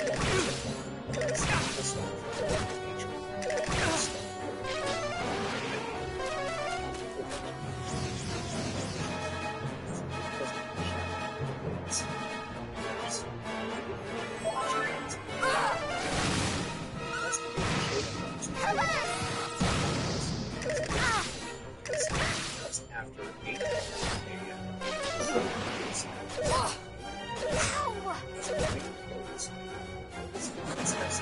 Thick with forms no one else could see. 2 of them headed straight to the HOA office. One took photos of the clubhouse exterior. Another walked the perimeter of the crater that had by now been moved off with military-grade barrier tape. The sinkhole still hissed faintly. When the wind changed, like the wind itself hadn't finished exhaling, I watched from my porch arms crossed coffee form in my hand. They didn't knock on my door, not at first. They went to Cliff's place. I saw them answer in his robe, his posture stiff with the exhaustion of a man who'd spent days giving non-denials to local press. His wife hovered behind him, arms folded across her chest like she was shielding herself from the truth. I couldn't hear what was said, but I didn't need to. Within minutes, the investigators were inside. Later that afternoon, I got the call. It was a woman named Karen Delgado. Environmental Enforcement Division, Region 4. Paul's clipped-tone eyes, sharp even over the phone. Mr. Bowman, she said, we'd like to formally request your presence for a statement. We've reviewed your submission package and believe you're a key witness in the investigation. I met them at the mobile command trailer 2 hours later. Ms. Delgado greeted me with a firm handshake and a nod to the chair across from hers. We've got a lot of material for you, she said. Your documentation is detailed, time-stamped, and cross-referenced. Frankly, it's better than half the preliminary work our internal teams will do. I smiled faintly. Was happy. She glanced at her notes. 4 corps of engineers, 21 years, infrastructure and terrain stabilization, mostly Middle East and Southeast Asia. Last 10 years, I was stateside. Wetland preservation was part of my training. She sat back. You knew what was under the ball. I nodded, knew it, measured it, moved it multiple times. She tapped her pen against the folder. The board insists they were never informed of methane risk. I raised an eyebrow. I gave them soil data, gas readings, a full map of the underground peat basin, a heat issued violation against them that installed a passive gas vent. She frowned. You have a copy of that violation. I pulled the document from my folder. Page 4. She skipped her lips tightening. This alone has bad optics. Retaliating against monitoring hazardous investigations after draining wetland. They said it looked unsightly from the trail. She didn't laugh. Neither did I. Over the next hour, I gave my statement, timeline, documents, details. I answered technical questions, walked them through the skills I built, and even handed over a thumb drive with censored data. By the time we were done, the sun had started dipping behind the pine ridges, casting long shadows across the street that bore the wound of everything the HOA had tried to hide. Thank you, Mr. Bowen, she said, standing. You may have just saved us 6 months of field work. What happens next? That depends on what we find in the HOA's internal records. Emails, meeting notes. If they knowingly bypassed environmental compliance, falsified permits, or ignored public warnings. She didn't finish the sentence. It proved to her. I left the trailer and walked back through the neighborhood. Pine legs had grown quiet. The usual parade of lawnmowers and leaf blowers had ceased. No HOA patrols cruised in their electric carts. People whispered instead of waved. For the first time, I noticed how thin the paint was on some of the battered road signs. How cheap the vinyl was on the HOA flyers. How much of the image they clung to was a facade barely held together by forced smiles and awkward dudes. And now the seams were showing. By Friday, it wasn't broken. A federal investigation launched into Pine Lake's HOA following the explosion. I was accused of negligence and possible environmental misconduct. Former Army engineers witnessed a tour prior to the incident. They didn't use my name on there, but neighbors did. The same ones who crossed the street were working on tubing spans now approached with cautious curiosity. You were late with me. Another offered banana bread. A teenager knocked once, just to say, my dad says you saved the neighborhood. I didn't want no praise. I just wanted an omelet. That same weekend, I took a walk behind my property. The soil was still cracked, but slowly darkening. A late summer storm had swept through, dropping nearly 2 inches of rain. Rolling slowly the lowest points, muddy shallow, but alive. I saw movement near the edge. A frog, small, but there, it had returned. I crouched low, watching it breach. Then another jump from the cattails, then 3 more. Dragonflies hovered overhead in wings and spirals. A lake of waiting. It was trying to. So was I. Later that day, Ms. Delgado called again. We're filing official complaints next week, she said. The HOA president is already employed. The state attorney general will get involved, Blake said. And the EPA, which I was, to designate that area as a protected micro-wetland under interim review. They're asking if you'd be open to being named a volunteer student, neglect, manage the land, advocate for these molecules, protect them. I looked out over the cracked soil. Frogs. Thought my wife once told me that peace doesn't mean stillness. It means balance. I thought of the years I spent trying to save land abroad, while people destroyed it here at home. As I said, I'd be honored. Because for once the land had spoken, and someone finally listened. You could feel it in the way they walked, shoulders tighter, heads. The illusion of authority had cracked, and now the work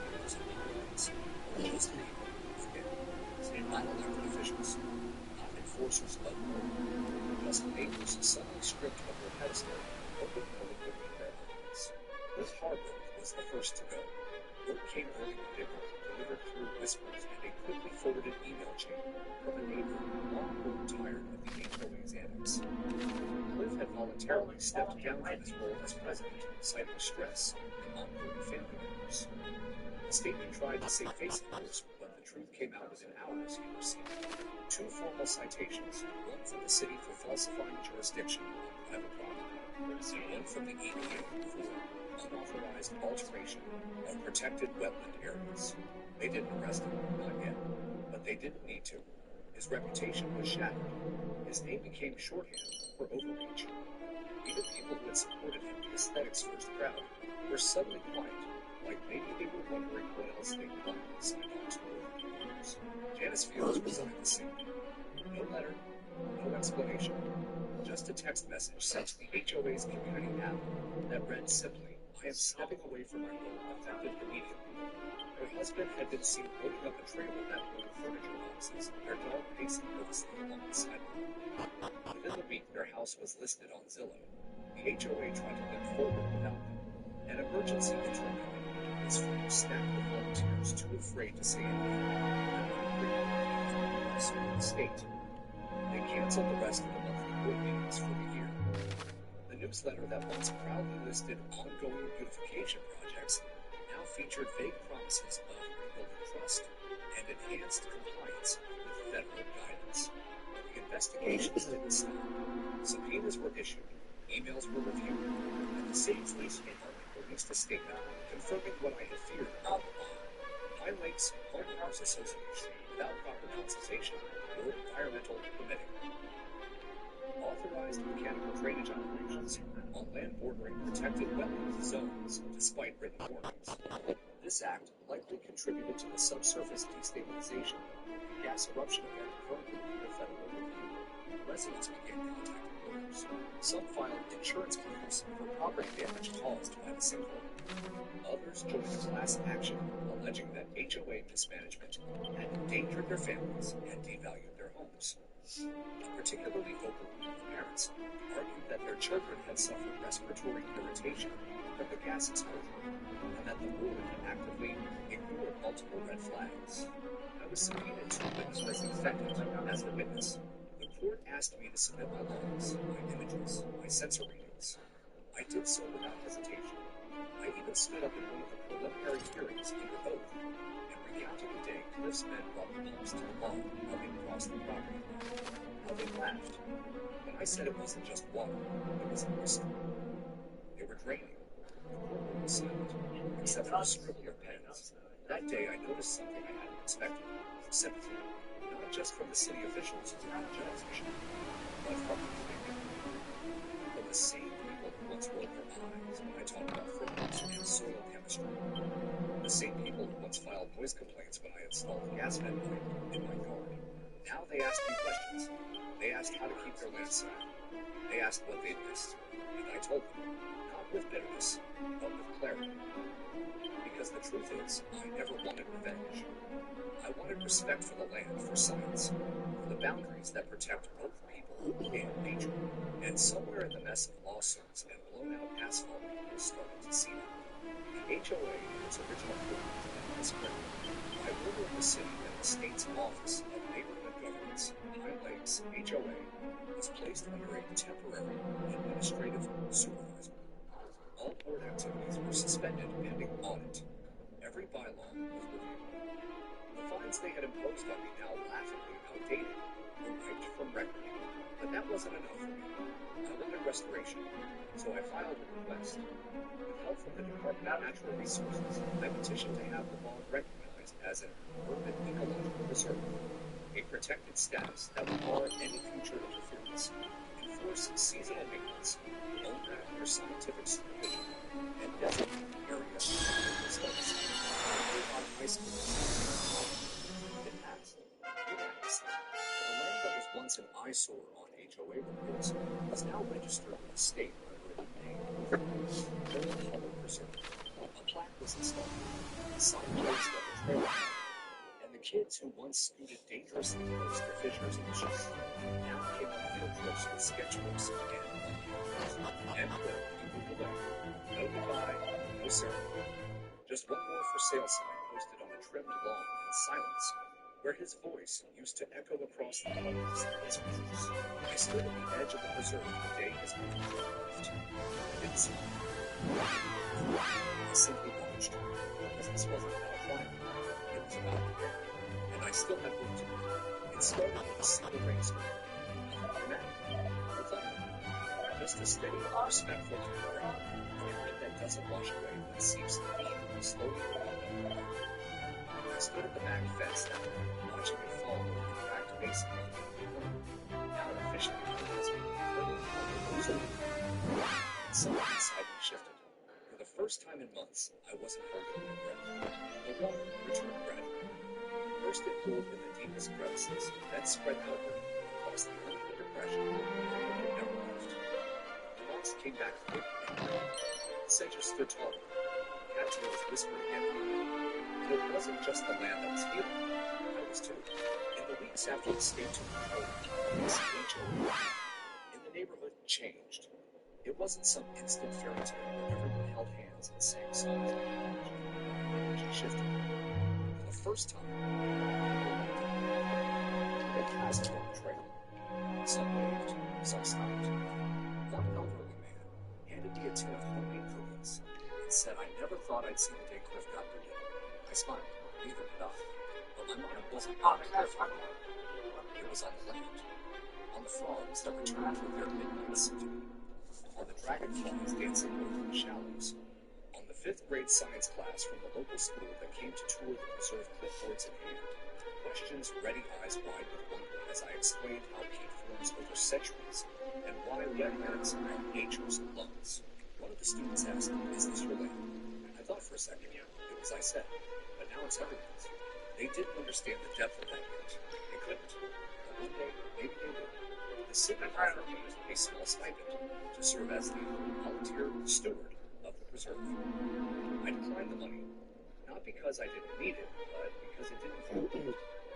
Instead, I accepted a wooden sign painted by local students that read, "Restored by the community, protected by those who listen." It hangs on the north end of the bog now, just past the Cattail Bend. Each morning I make my rounds. I check the soil. I read the gas sensor still installed, but now quiet. I clear fallen branches and reset the trail cams I use to track animal activity. A family of turtles has returned to nest. Red-winged blackbirds swoop over the reeds again. The ground is no longer silent. It breathes. So do I. The nightmares I used to have of explosions, of ignored warnings, of watching woodland get destroyed for the sake of community image, they faded. Not all at once, but day by day. Like the water returning to the bog, like my belief that this fight, painful as it had been, meant something. I still get the occasional letter from other neighborhoods, other towns. They heard about what happened in Pine Lakes and wanted advice. Some were dealing with their own overreaching HOAs. Others just wanted to learn how to protect the green space behind their fence. I wrote them back, every single one. Because the story didn't end with me, it started with me. What happened here became a case study. A lesson in what happens when power goes unchecked, and what can happen when even one person decides not to look away. I didn't ask to be that person, but when the time came, I showed up. Not with anger, with facts, with patience. And when that wasn't enough, with proof. People ask if I feel vindicated. I don't. I feel useful. I feel grounded. I feel connected. To the land, to the kids who come here with notebooks, to the neighbors who made it class instead of all forced. Sometimes I think of my wife. She was always the gentle one, the one who believed that even the smallest things deserve care. She used to say, "If something's alive and quiet, it's probably doing something to listen." I used to joke that she was talking about me, but maybe she meant the ball. Maybe she meant everything we ignore until it fights back. I planted a bench in her honor at the edge of the preserve. A simple bronze plaque reads, "For April, who listened when others didn't." On warm evenings, I sit there, watch the water ripple, watch the frogs return. Sometimes I close my eyes and just listen to the birds.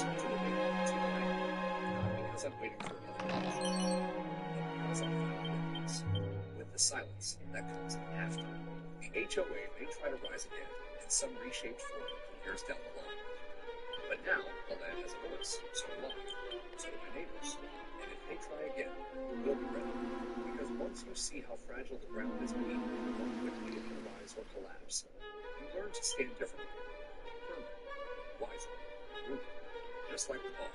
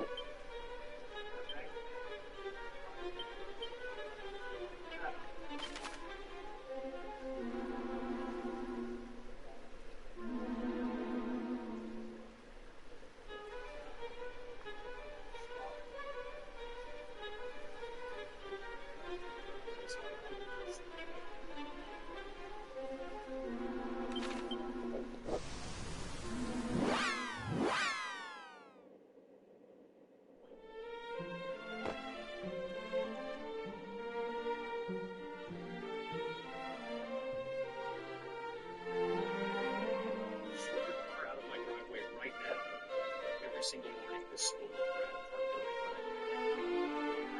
is entitled Other Thoughts. They mocked me, dismissed me, called me just another pushover neighbor. They didn't stay. See, they had no idea what I used to do for a living, or how dangerous a quiet man with the right skills can usually have conditions to fall. Below where you're watching. If you've ever wanted to see entitled police get exactly what they deserve, because this is that story, but I'm getting ahead of myself. Watching an $80,000 Porsche getting crushed into a metal cube while its owner begs and cries. Well, let me take you back 3 months to where this all started, because the dirty, quiet widow to the man who ordered that crusher was something that never saw. 3 months from there, teeth was as predictable as sunrise itself. 7:15 CR, my favorite dog, was the sheriff, terrible disease. 7:15 CR. So, water just wanted to help the kitchen. After losing Michelle 2 years ago, Tony became my neighbor. The garden she started was small but perfect. Roses lavender, that's jasmine, sport. Everyone around that corner plants. It's a member of the life. Everyone around the spring. That Tuesday lunch started exactly the same way until 7:32 a.m. when everything changed forever. I was adjusting the sprinkler head on Michelle's roses. I heard the aggressive expensive engine, a red Porsche, one of those slick models that swung loud with 8 cents, swung into my driveway and stopped. Not partially blocked, not accidentally anyway, but the blockage that's became clearly visible. Private property without my permits. Early 20s wrapped head to toe in designer labels, moving with the lazy confidence of someone always assumed that everyone style was way. Austin Patterson, small objects that turn us back, deliberately, aimed with his phone to frame me, perfect selfie, and red social funds me right then. I sent out no one is ready to excuse me, sir. This is private property. Austin barely glanced my way, still focused on his phone. Just a few minutes old man, relax. The dismissal was casual practice. He had clearly done this before. I walked closer, catalog details, license plate type stamp, still in disregard for the posted sign. I need access to my own sidewalk. Austin looked up then, and I saw a cold calculation behind his smirk. He noticed the sign, read it, and decided that he looked right at this. Says who files a fence or anything official. He shrugged and turned away. Not like you're using it right now. It was breathtaking. My property became available somehow as I was away. I read swift forward. Before I could respond, another voice joined the conversation. What seems to be the problem here? across the street. It's carrying herself like someone else to be everything. Brenda Patterson, though, I'd learned that name soon enough. She approached with that particular suburban crescent lightness that barely concealed steel. Your neighbor here thinks he owns the whole street. Austin Reynolds stood up for Brenta's amusement. Dude's totally freaking out over parking. Brenda's expression shifted into her plump face. Concern sitting there protecting her residence. She extended a perfectly manicured hand and practiced work. It must be Robert Mitchell. I'm Brenda Patterson, H.O. The way she said my name suggested she got mad at you. I think there's been a misunderstanding about it with both cars and traffic flow management. Her handshake was firm, her smile calculated and something that established dominance in the bureaucratic confusion. No misunderstanding, I replied. Your son is blocking the driveway. Brenda's pleasant expression never wavered, but something hard in her. Technically, Robert disclosed his interpretation of the access point. The HOA oversees traffic patterns to prevent attacks and maintain neighborhood flow. And the bureaucratic word salad was designed to sound official, meaning absolutely nothing. Classic deflection technique, very simple reference to layers of fake complexity until you get it right. But Brenda thought this wasn't ignorance, but deliberate policy. They planned for this conversation. Austin stepped closer, emboldened by his mother's authority display. See, closer here.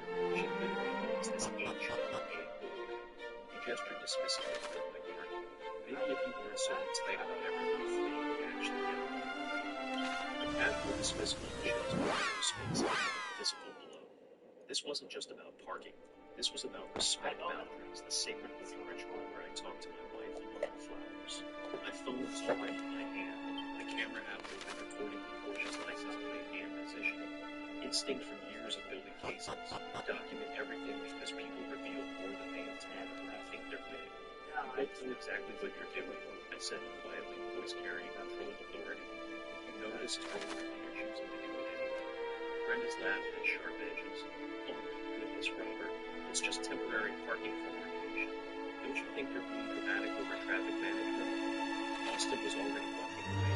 His face was figuring out his heading toward his destination down the road. Whatever, Grandma, figure it out yourself. The dismissal was complete, designed to make him feel powerless and irrelevant. They established unspoken territory and demonstrated that my property rights meant nothing to them. As mother and son headed down the street, chatting and laughing like they'd won some amusing contest, I stood in my driveway with my phone still recording. The Porsche sat there like a red middle finger blocking access to everything Michelle had loved about our home. But something had shifted during that 10-minute encounter. Years of compliance work had taught me that people like this always make the same fatal mistake. They assume their behavior has no consequences because they have never faced real ones. They document their own violations through arrogance, create evidence trails through bragging, and hand you everything needed to destroy them, all while believing they're untouchable because mommy runs the neighborhood association. I saved the timestamp photos and returned to Michelle's garden, but the morning peace was shattered. Austin's words echoed.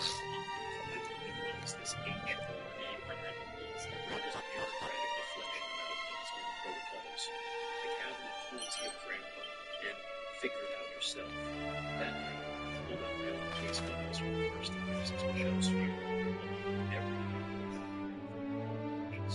If Austin and Brenda wanted to play games with the rights, they would intense.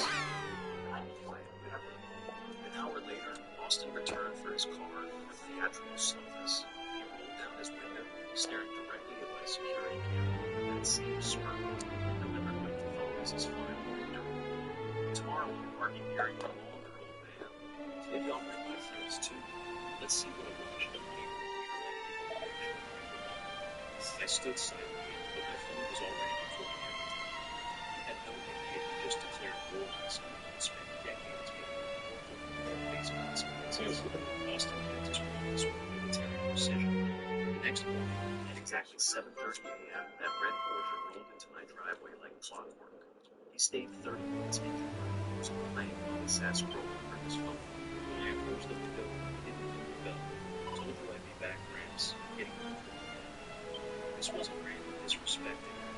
This was systematic boundary testing by someone who understood exactly what he was doing. Day 3 brought back on the escalation. Austin parked for nearly an hour with the windows down, music loud enough to drown emissions. I left a polite handwritten note in his windshield. Please respect private property. Alternative parking available on the street. Thank you for understanding. When he came back, he literally looked over the eye contact with my windshield. Then he moved slowly, drained the movie, making it clear that the rain spent. By the end of that week, I was treating my driveway like his private office. Snacks, a full lunch burger, spread across the passenger seat. Photos and video chats without it on the record he had zero right to know. By day 7, I counted better increased integration and notifications. Everyone except for the sheriff extended the stay as a psychological experiment. I decided to tell Brenda directly, thinking maybe adult conversation might resolve this before legal intervention became necessary. The response brushed through. Oh, Weaver, you're still doing what that sick parking big boys with the boys. Austin's just being social. Maybe you might be more instead of so territorial. Dismissal was completely revealed. Not only did she not address her son's behavior, she was actively encouraging him while reframing things that wrong behavior. This wasn't parental ignorance. This was deliberate enablement backed by what she clearly believed was an unassailable look of authority. Austin was operating with authority to condition. The realization hit like cold water. I wasn't the only one disagreeing. I was the only one. Day 12 brought reinforcements.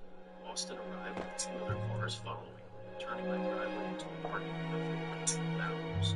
They treated my property like their personal tank spots. Markets playing music, energy drink cans scattered across my lawn. When I approached with my phone, one of Austin's friends actually laughed. Dude, is that the crazy old man who told us about? Austin grinned with obvious satisfaction. Yeah, that's him. Calls himself the driveway police. The mockery revealed strategic thinking.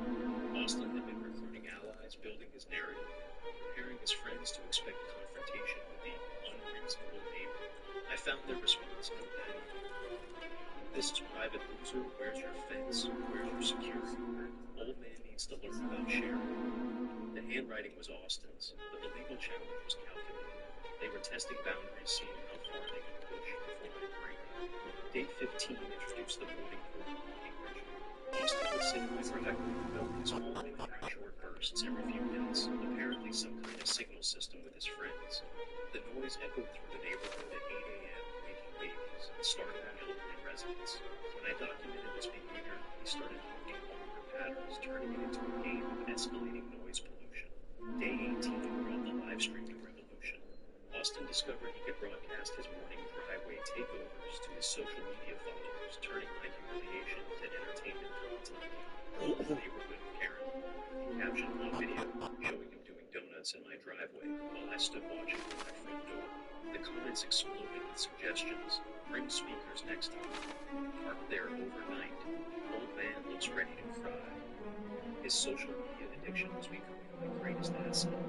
What he treated as entertainment was for me a chronological record of premeditated harassment that he could never fully erase. Day 20 introduced the trash meeting ceremony. Austin and friends would finish their energy drinks and snacks, then deliberately drop the containers on my lawn before driving away. Empty cans, food wrappers, cigarette butts, all scattered with obvious intention. When I cleaned up after them, Austin filmed it from his car window, adding commentary about the angry janitor neighbor for his followers' amusement.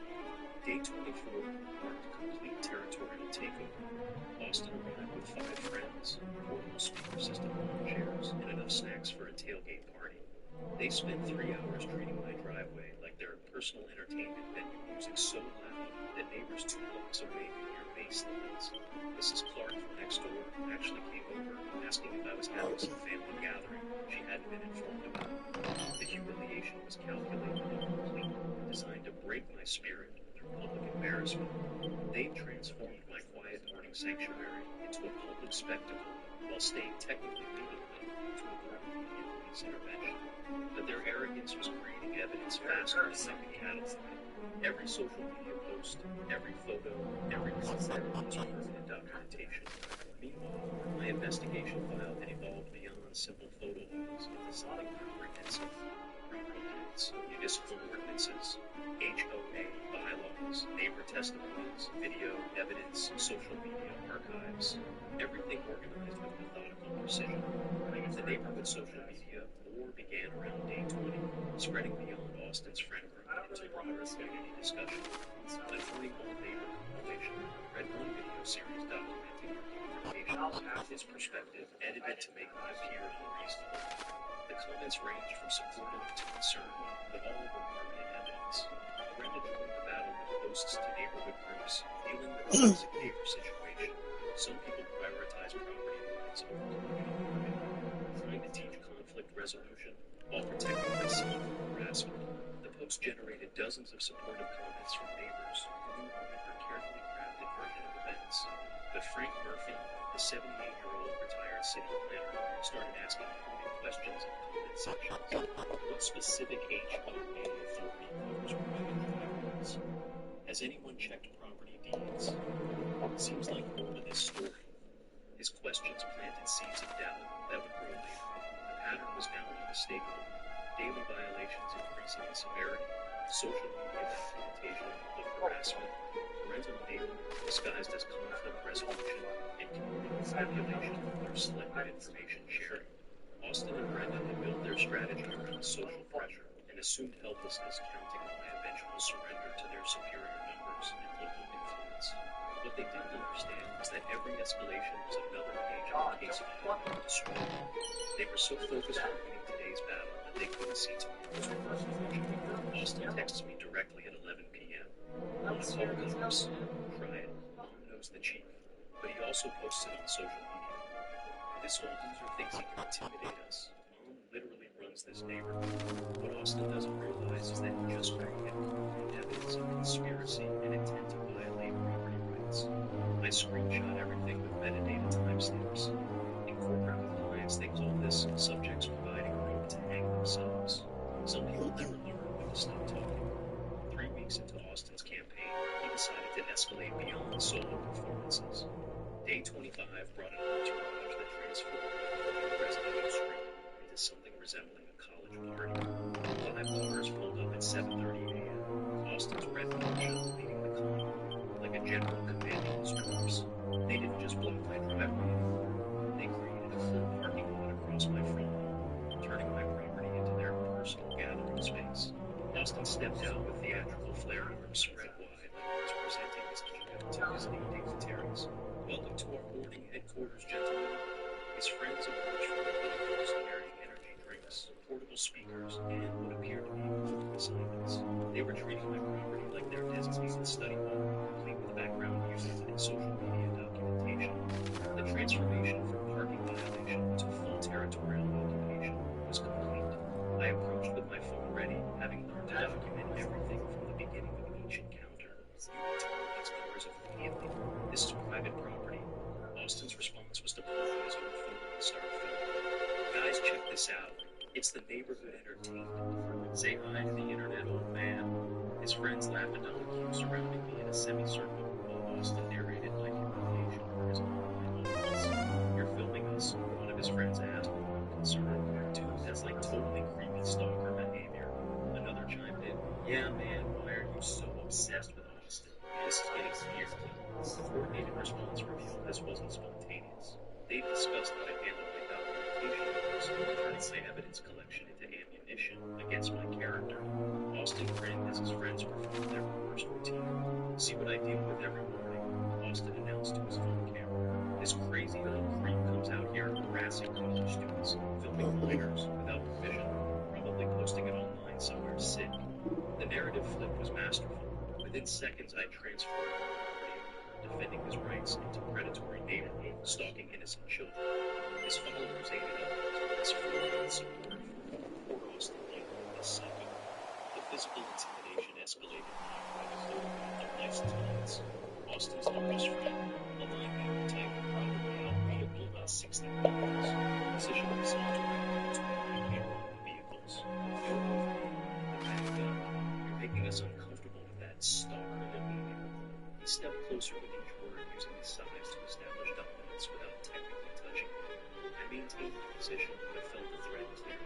These weren't random teenagers acting impulsively. This was calculated psychological warfare designed to make me feel unsafe. I'm documenting vehicles illegally parked on private property, I said, keeping my voice stable despite the mounting pressure. You have no legal right to be here. Austin laughed from behind his huge shield. Legal right, dude. We're just hanging out in the neighborhood. Public space freedom of assembly, all that constitutional stuff I'm talking. This kind of violation of constitutional law revealed coaching.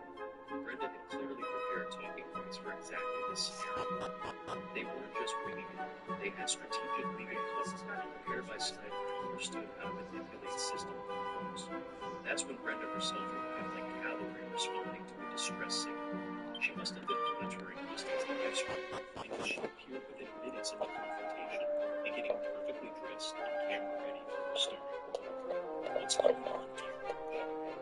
Her tone suggested she already knew exactly what they were doing. This Brenda guy is harassing college students. Austin immediately reported the story knowledge by repetition. Just studying together before class, and he lives out here threatening us, demanding money, space begging us. We know his friends are looking for her synchronization, tours of support witnesses who will never completely get together. Brenda's performance was absolutely concerned about her protecting innocent children from unsavory behavior. This behavior is completely unacceptable. These are college students preparing for exams or something in space for educational purposes. Your excessive harassment of young people is becoming genuinely frightening. She positioned herself between me and Austin, creating a protective barrier while addressing her brief audience of neighbors during the public commotion. The crowd was gathering exactly as she planned. Mrs. Peterson across the street, the Johnson family next door, even Frank Murphy had emerged to see what was happening. The played to her audience with practiced skill moves, carrying just enough conservatism while painting it as the paper. I couldn't talk to her privately about his territorial behavior, but this escalation to filming and confronting minors is crossing serious lines. Austin had feared the perfect timing. He literally comes out here every morning waiting for us like he's obsessed or something. It's creepy. This video so weird. The implication is not just being behavior, but potentially dangerous predator. Social media comments exploded with outrage on Austin's behalf. I tried explaining COVID advice to the gathered neighbors, but Brenda's narrative was already established. Maybe this had never tried to use public space for educational purposes. She announced What the fuck is that guy? students, his obsession with food. He's a seller's house in the same schools in the HOA circle of neighbors were they sort of circle of protecting students from aggressive they found these hospital students. They were assaulted. He's out here for Brenda's exploitable invasion. My documentation efforts looked like stalking behavior presented without context. Police sirens announced the arrival of official authority, called by the but their presence immediately shifted the dynamics. Two officers emerged from their patrol. I felt alarmed. Finally, professionals who could examine evidence and determine actual legal violations instead of neighborhood politics. But Brenda approached them first, ordering their credentials permanently for reproduction. Officers thanked me for responding so quickly. We have a neighborhood safety situation involving harassment of college students. Urgently urged their neighborhood representatives I need that big guy. establishing the baseline narrative they used to determine the lead officer listened to the concern with disrespect, lowered in position, and turned to me with an expression that suggested I was already Sir, we have received reports of harassing young men and filmed them without permission. What is your side of this situation? The phrase of assumed guilt required an explanation and an investigation. I presented my property deed photographs of violations, documentation, everything from professional precision. The officer still both snatched he slipped back into the same category. Civil legal speaking, Austin's trespassing became disagreement. Weeks of escalating harassment became intention of shared space usage. Frank Murphy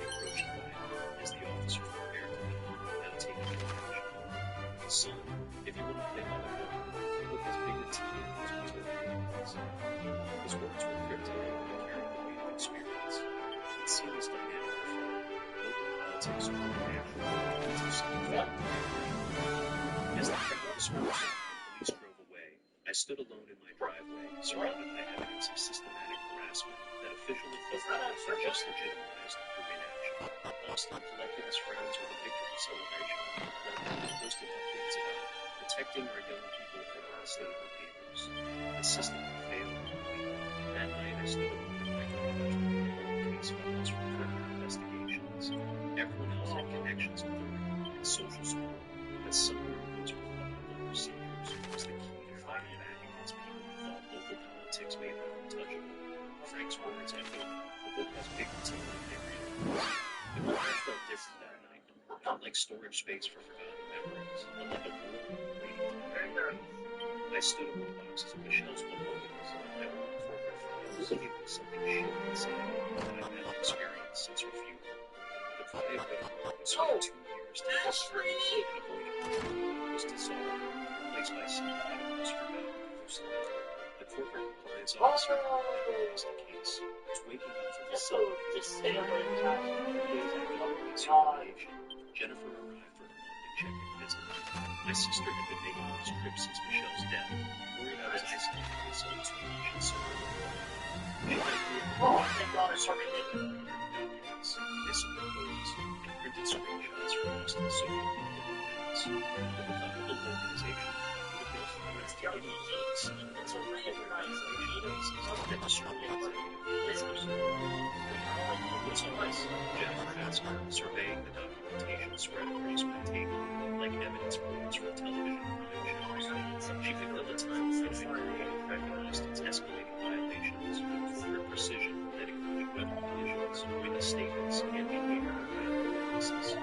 This looks like her very familiar. She returned very concerned based on recollection. She'd seen this movie before back when I'd investigated Fortune 500 executives. Thought hers were suggestions for lesser evil. I explained the situation while she examined my evidence collection, watching her expression shift from worry to anger to something approaching professional admiration. You're still sharp, she said, finally studying my photograph. These were better for thoroughness. I was worried you'd forgotten how to fight after Michelle died. Why are you swimming like a weirdo? That's what I thought. The metaphor hit perfectly. I'd been acting like prey when I should have been apex predator. Because I thought being reasonable would work, I admitted gesturing impotence in the documentation had been accomplished nothing except encouraging further violations. I thought if I just referred and stayed civil, eventually someone would force me some arguments. Jennifer laughed, but not spent 2 years leading the executives who this is the thing. Local politics instead of that had been learned in her tools. Austin and Brenda were they were classic as violators.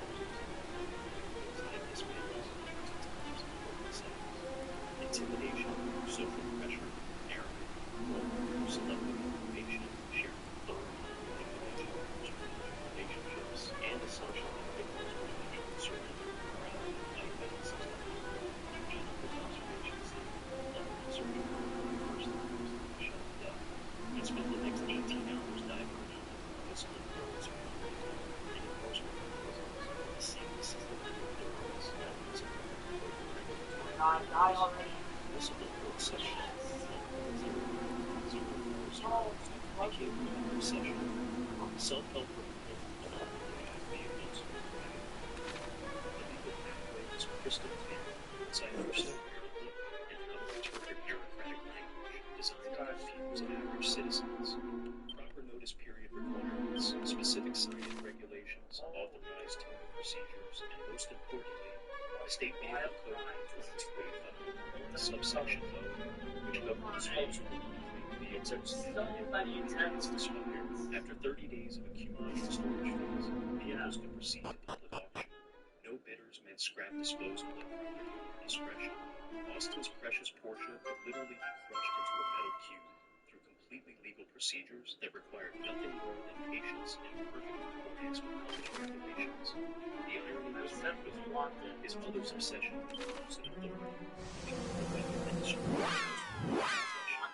Every bureaucratic specific detail they'd used to intimidate me, giving up ammunition during construction, but I needed more than just evidence. I needed evidence that would withstand professional scrutiny of lawyers, judges, and appeals courts. That's when I discovered Austin's greatest gift to the case. His social media history of 18 months of documented entitlement that established clear behavioral patterns. The boy had been creating evidence against himself long before he discovered my professional as his personal territory. He told me to park wherever's convenient, and one posted this, accompanied by photos of reflected fire lanes and handicap space in the shopping centers.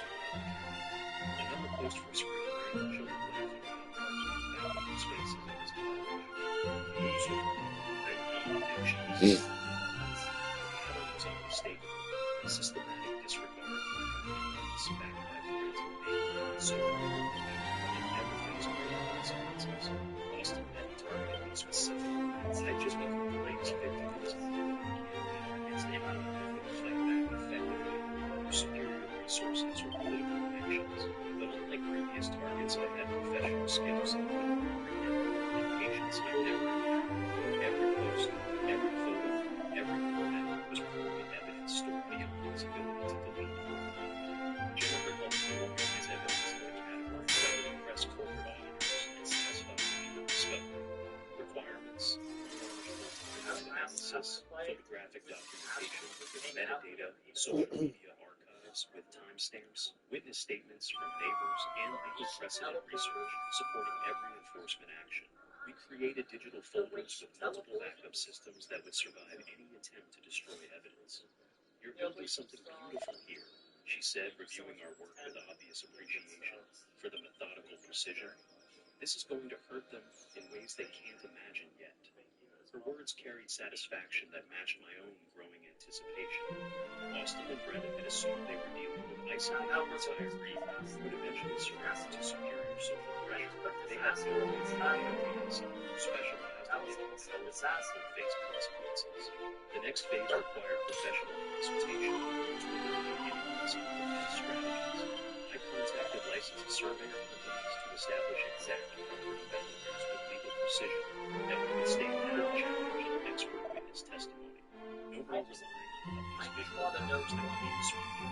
I needed measurements I inherited professionally certified, documented for government-grade authority that eliminated the surveyor's report would cost $800, but it would provide unassailable foundation for every legal action that followed. Property lines established by licensed professionals using state-certified equipment could be challenged by HOA board members or neighborhood politics. Austin's parking violation equal mathematical trespass with precise measurements supporting every enforcement decision.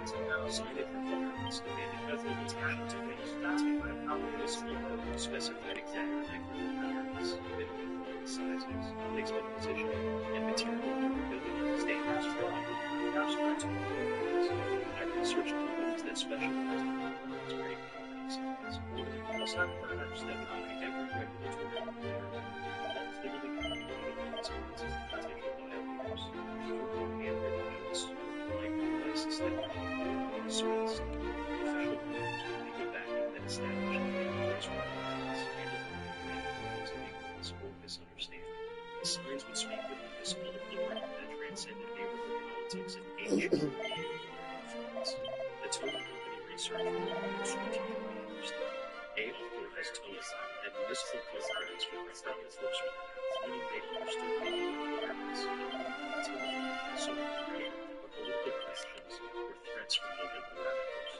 Their rates were clearly posted and non-negotiable for towing $50 daily storage, and they maintained security facilities and luxury vehicles without damage to service. I pre-negotiated my service agreements, so response time would be immediate once legal requirements were satisfied. No delays, no second chances, no opportunities for Austin to claim ignorance or request mercy from sympathetic operators. Professional enforcement with corporate efficiency never treats coercion like any other violation requiring prevention, according to published procedures. The camera system upgrade transformed my property into a surveillance zone, only of corporate security operations. Multiple camera angles, high-definition recording capabilities, automatic cloud backup systems, and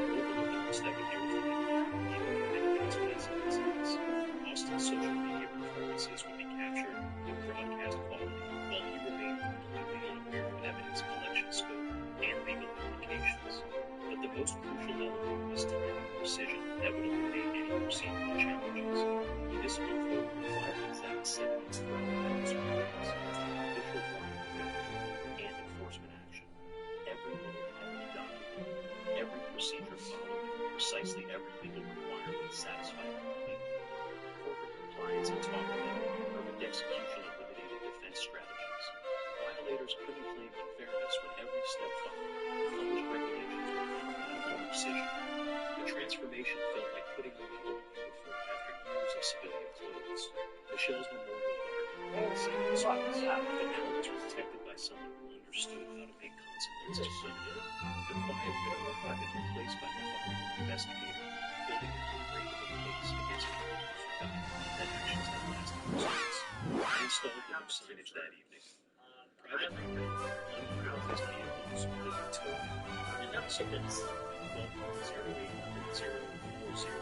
Vehicle responsible for all costs and fees. The language was laid out precise, the word of the stakeholder and the authority of each.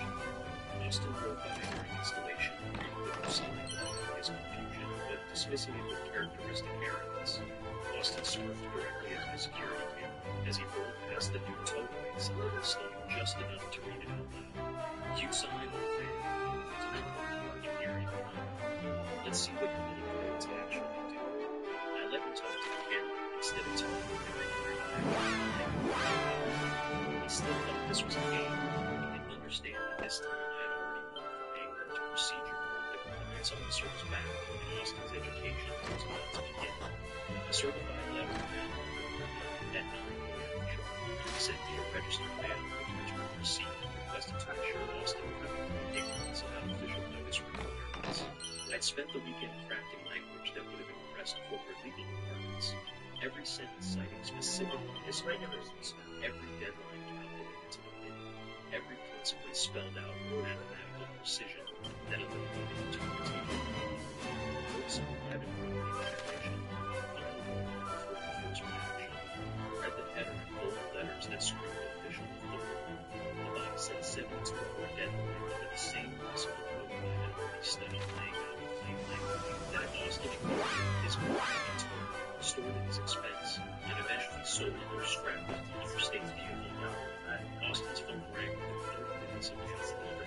Brenda's voice carried through the speaker loud enough for my surveillance system to capture every word of her explosive range. What kind of thing did that psycho neighbor send here? Does he think he's some hotshot lawyer now? Her tone suggested genuine surprise that anyone would dare challenge their neighborhood authority with actual regulatory procedures. I don't know. It's like 10 pages of legal crap about property laws and enforcement actions.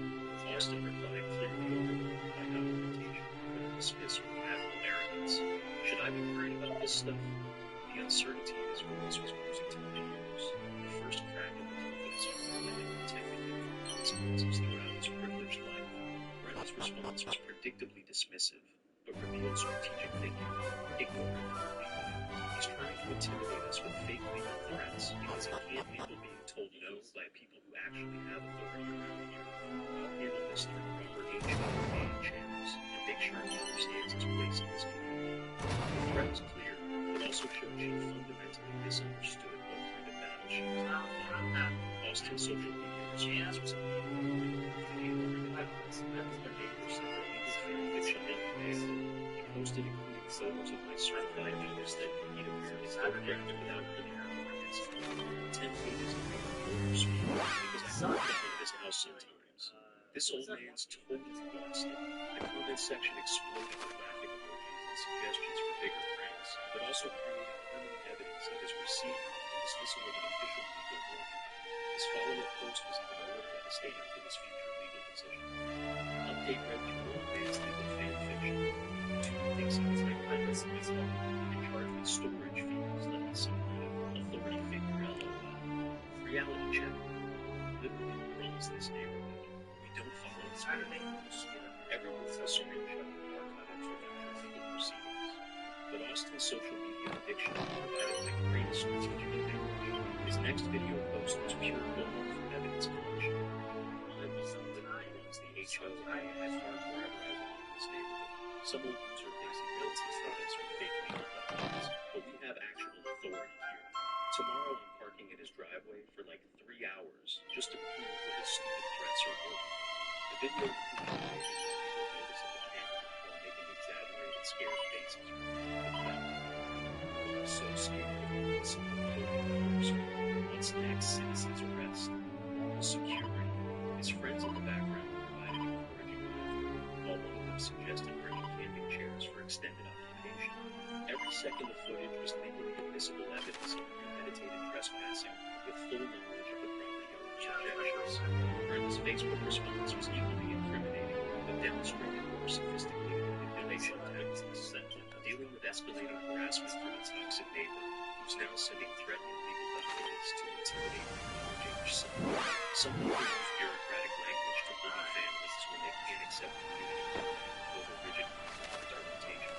Working with the HOA to address this threatening behavior through private channels, post generated dozens of support groups from neighbors, carefully but also established and dismissive attitude toward this authority. Clients have taught me that subjects who create evidence of their own violations while thinking they're building sympathy are the easiest to prosecute successfully. The countdown began with Austin's defiant response on Tuesday night.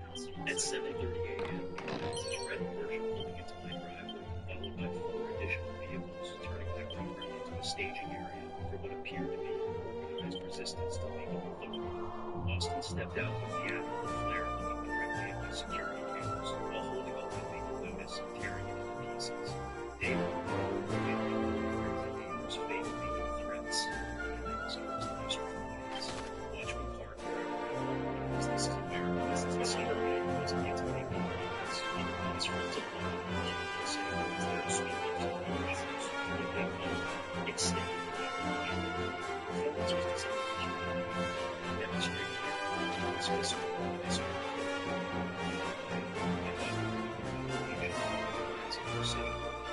steps, photographs, video footage, audio recordings, everything step to press federal investigators.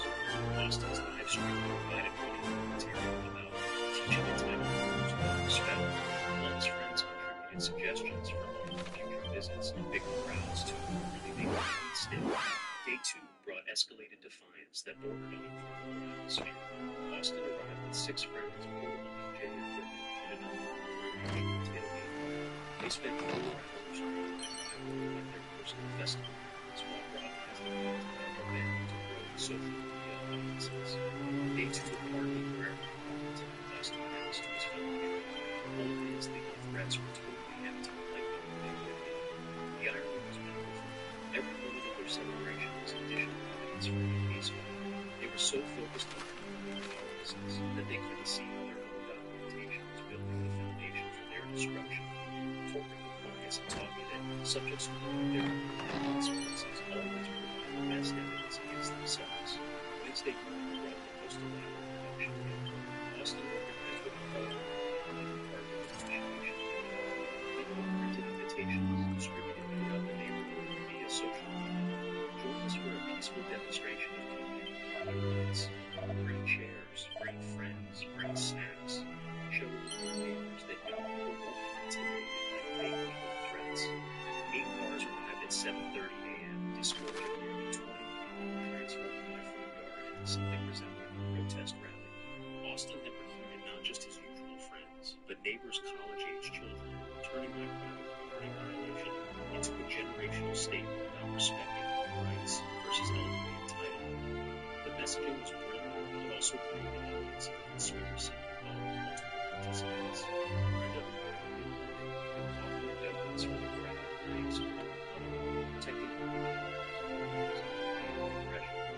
Facebook Live coverage painted the gathering as a spontaneous community response to legal intimidation tactics, but also established what known as organized crime, systematic trespassing on private property. This is what community solidarity looks like when bullies try using fake authority to intimidate young people, she announced to her phone camera while surrounded by trespassers on her lawn.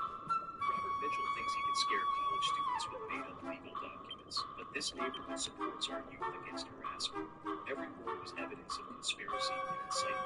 The 72-hour deadline approached, with Austin's confidence at an absolute peak. His final social media post was pure arrogance and still. Day 3 of the man's threats were completely fake. They We will prevail!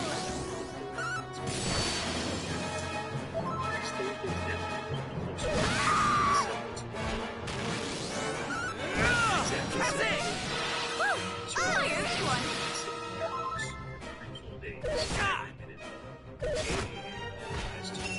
You'll be fine!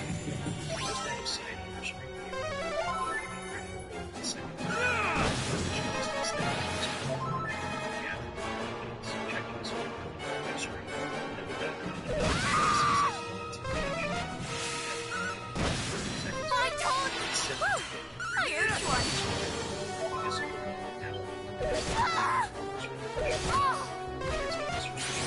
How's that? That's it! I shall return this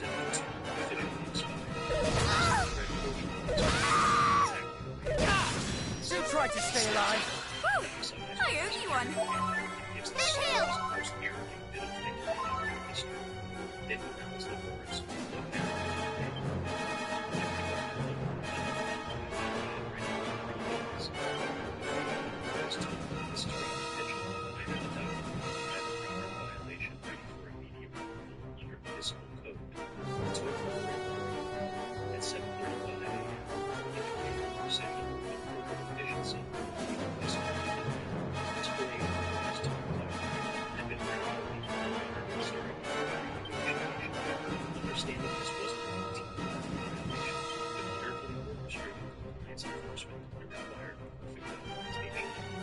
Still setting up his portable speakers, professional equipment began positioning him in his precious portion of the hydraulic systems that against the engines and its We will prevail!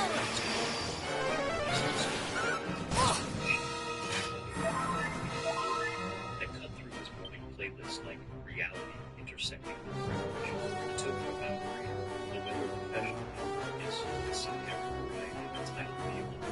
15 years of music.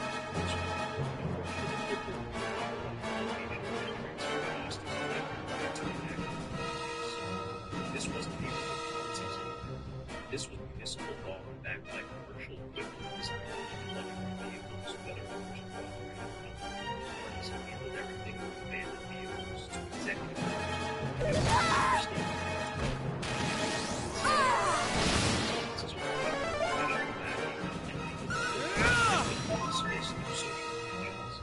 Austin's live stream audience was about to witness reality intersecting with the first time it was began. It was so crazy to the psychopath action. I need you! I shall return this favor.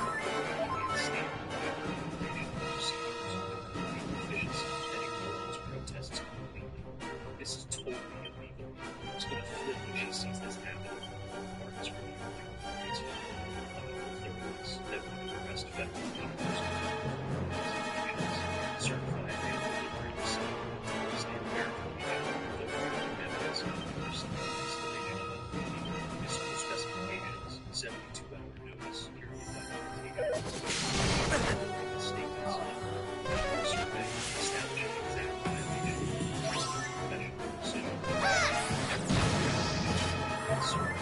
the announcement of professional authority that transcend local politics and neighborhood connections, legal talk, fully authorized, Stay vigilant!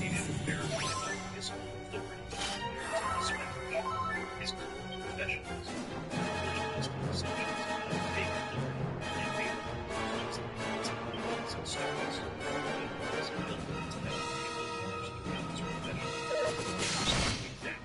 have Hold on! so, this is a legal weapon to this or vehicle has been for 72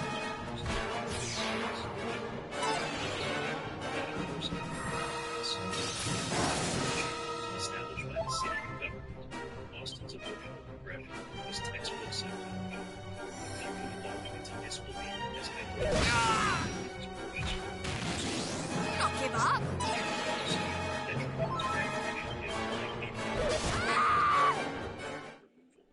Wait, you can't actually take my car.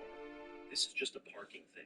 It is not like I committed some real crime here. The first time I saw a man that his intentions did not matter, and this is the care. The distinction between violations is the equivalent of policy procedures. Most assumptions of protected immunity, local protection, and nothing in this Here! A boot! Kazap!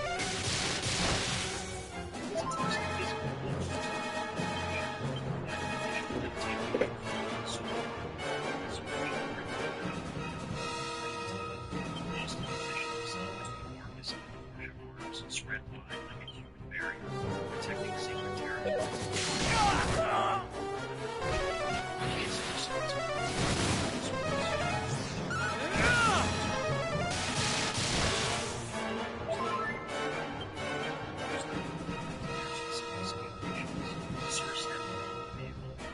This is a formalized enforcement action. This clearance is being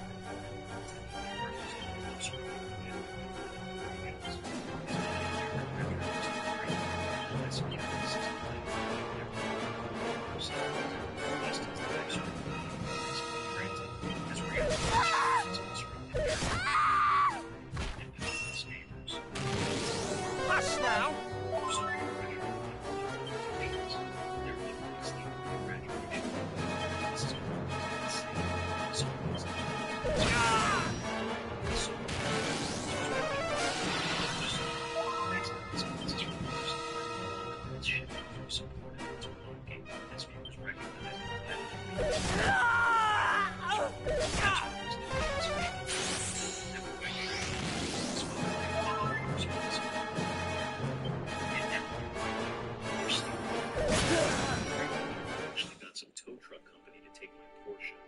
His voice cracked with genuine panic as he realized parental authority might not be sufficient to reverse municipal enforcement procedures already in progress.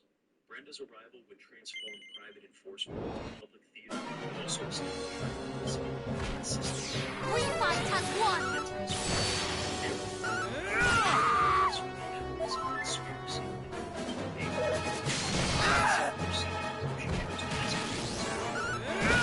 We must hold out! Full heal! Thank you!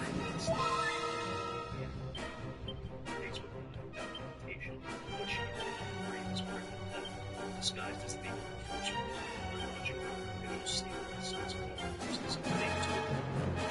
This is actually that performance was designed so evidence of false representations. The growing crowd of neighbors, including people who support their friends there, students,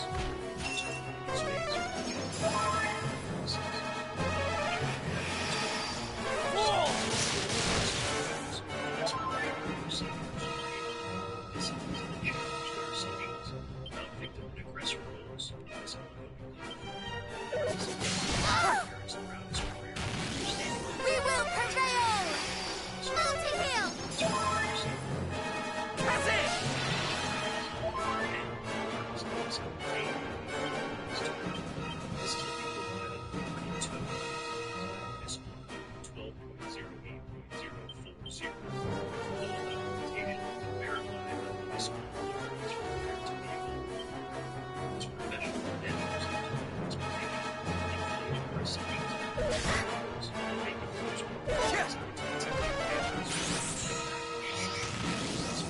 We will prevail! Full heal! Certified notes from the state its merit and authorization of municipal authorities. This is standard enforcement that happens in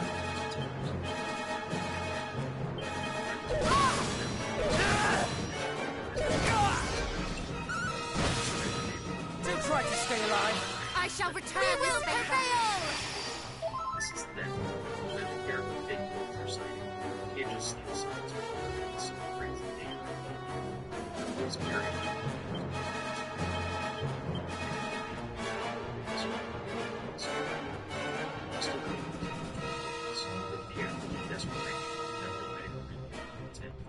social media everything regarding experiences. Please, it's my graduation.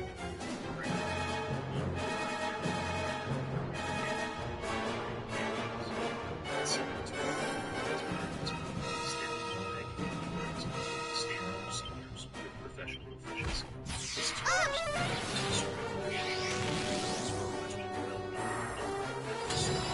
Just what I needed. I mean, you're dead.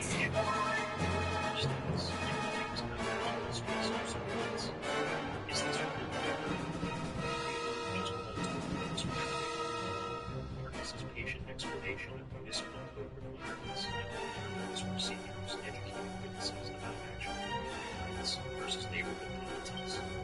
This desperate calls for conspiracy.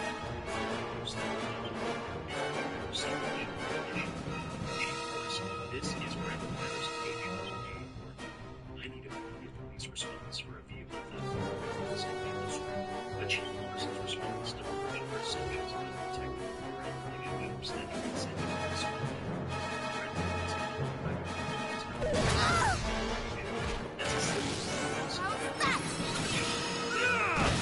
We shall prevail! If you have questions about yourself, contact the city attorney's office during business hours. Projection by response to police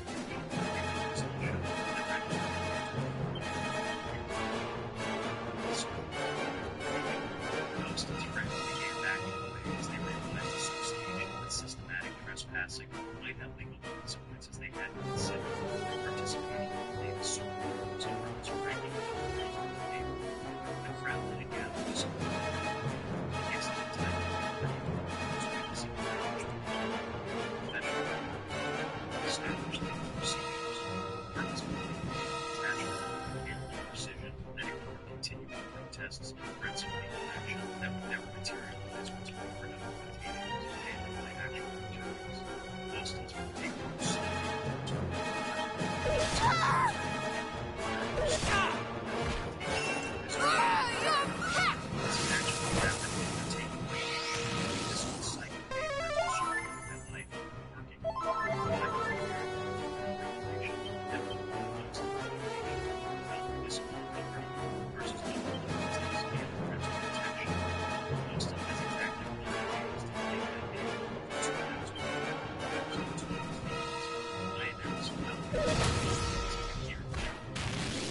We will prevail!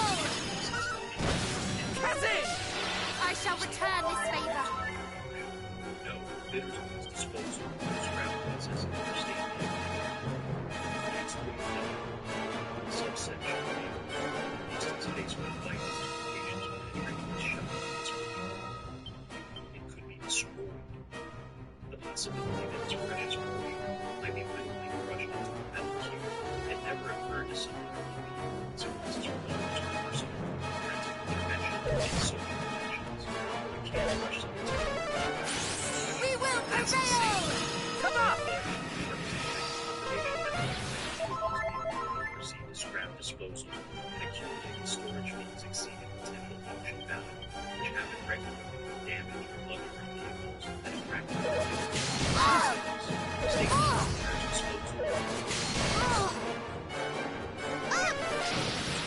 Do try to stay alive! Brenda's final attempted authority manipulation provided a perfect ending to her and destruction. Do try to stay alive! I owe you one. Hit! A boom!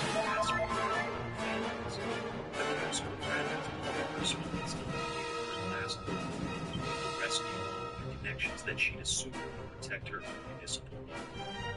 Brenda Igoto get involved in private property disputes between residents. If the gentleman followed properly proceedings, as a matter of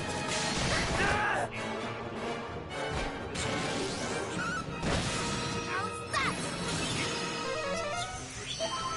I mean, you're dead. Household's rejection was the one available for school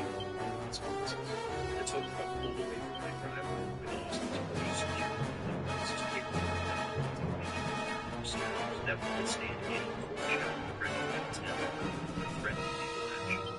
Austin collapsed on my lawn in a complete emotional breakdown, while Brenda stood speechless watching her neighbor back and forth. The third one counted down the potential crush response of the Where was I? was just starting.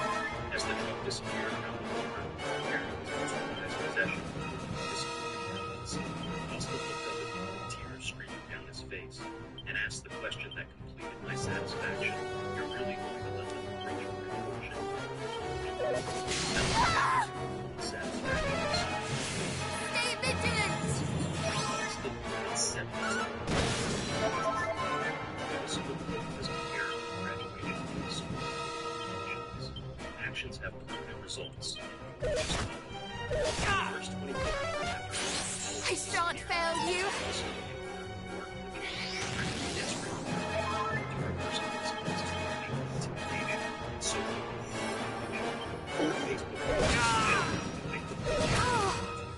Threats about lawsuits and criminal charges, but each escalation only created more evidence for my growing file of harassment documentation and conspiracy to violate property rights. Consulting with Morrison and Associates law firm about criminal theft charges against Robert Mitchell, she announced in a neighborhood group post that generated dozens of supportive comments from people who still believed her carefully constructed narrative. What happened to my son was an illegal seizure of private property disguised as municipal enforcement. Real lawyers will expose this fraud and make sure justice is served. Morrison and Associates was a respectable firm that handled everything from personal injury to homeowner disputes, but they had no idea what evidence mountain they were about to encounter. Brenda's initial consultation as an orphanage baby was a big threats to harass a missing family, use of documented trespassing, and systematic property violation that had led to legitimate enforcement action. Austin's social media presence during these first days revealed someone experiencing genuine consequences for the first time in his privileged life. Day 2. Some second neighbor had stolen day 2. Posted still that narrative despite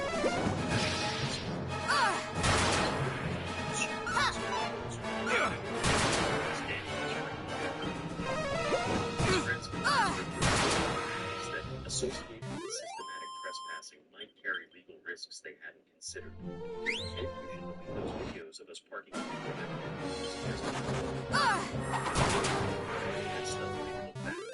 The solidarity was cracking as reality penetrated their assumptions about real sports-free pranking and harmless neighbors.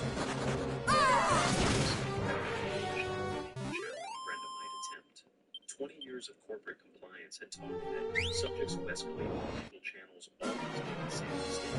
They assume their selective narrative will survive professional scrutiny. When opposing counsel presents complete evidence timelines with comprehensive documentation, Morrison and Associates received my preliminary evidence package on day 4. 37 pages of timely analysis, documentation, and so forth. Witness statements and whistle solicitation established a clear pattern of harassment and systematic every threat, every testimony,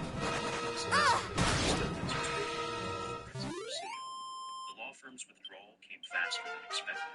After reviewing documentation provided by the opposing party, we've determined this matter falls outside our practice scope. Their letter stated diplomatically, we recommend pursuing resolution through municipal channels rather than civil litigation. Translation: Austin and Brenda had documented their own violations so comprehensively that no reasonable attorney would represent them. Frank Murphy's quiet investigation during this period was valuable and expendable. City planner had been researching property law and municipal enforcement procedures, sharing his findings with neighbors, beginning to question Brenda's version of events. Check the municipal news myself, he told Mrs. Peterson during a conversation my security system captured. I followed every procedure exactly. Nothing fraudulent about it. His credibility as a former government official carried weight that gradually shifted neighborhood sentiment. People supported Brenda's narrative about harassment began asking questions about Austin's behavior and her role as a behavior. Social media comment sections reflected this change. As he first discovered the story, beyond carefully curated posts,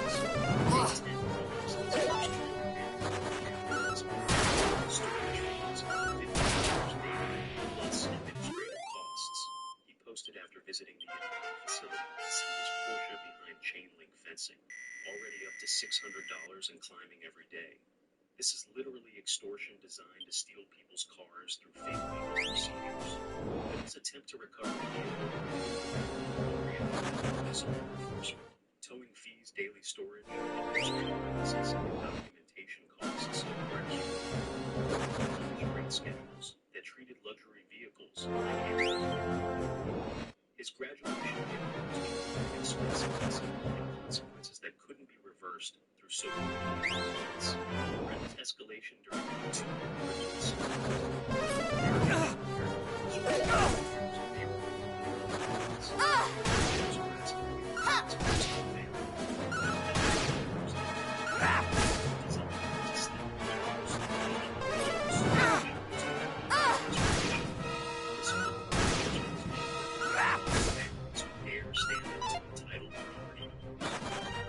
research during this period was amateur and dangerous. Enough understanding of property law and details that made her position hopeless. Easement rights and access to supersede individual interest is Facebook incidents. Misunderstanding.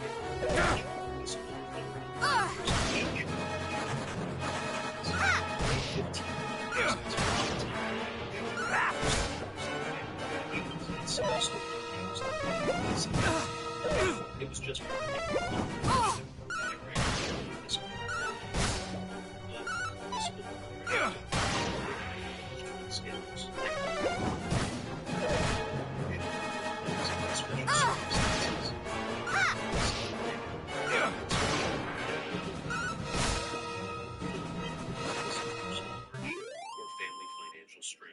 storage fees are non-negotiable sum. It's here adds $50 to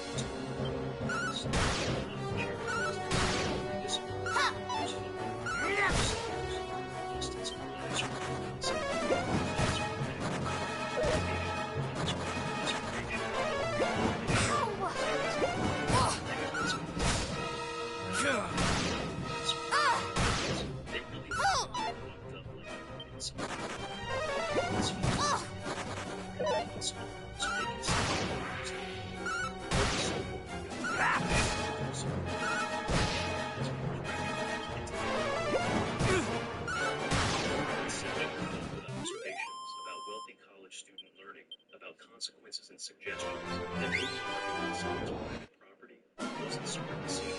The narrative was flipping as people realized Austin's predicament was something. Day 20 was also calculated total recovery costs approaching $2,000 with 10 days remaining before the auction deadline, $2,100 for parking violations. This is insane. You can't afford these extortion fees. His posts revealed something grasping rather than temporary inconvenience requiring intervention. Brenda's Facebook posts during this period showed something municipal code enforcement is weapon against families who exercised community parking rights in good faith. Deliberately calculated to disable theft, private vehicles through bureaucratic procedures. Dismantled by neighbors who had researched the actual facts of the claims. These detailed responses cited specific code sections and enforcement procedures, while other residents shared their own experiences with municipal services that followed identical procedures. Day 25 marked Austin's as auction deadline approached.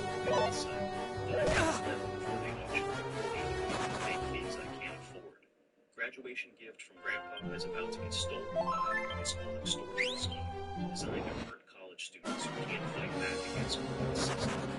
His desperate fundraising attempts through social media reveal some finally understanding that consequences were permanent rather than temporary punishment requiring parental rescue. Need help raising $1,500 to save my car from municipal theft.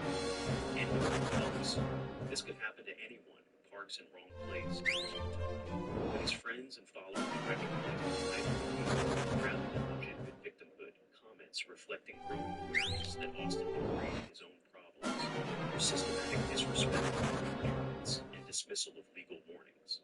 The sympathy well was grown as people realized his predicament resulted from choices rather than accidental violations. Day 28, Brenda's final desperate attempt to reverse consequences of actions. She assumed to protect her family from municipal authority, contacting state representatives about municipal code abuse, targeting families who exercise legitimate community rights. This weaponization of bureaucracy against residents must be investigated and stopped. But contacts understood that interfering with legitimate municipal enforcement would create legal liability they couldn't afford for the sake of constituents. Systematic responses were made with municipal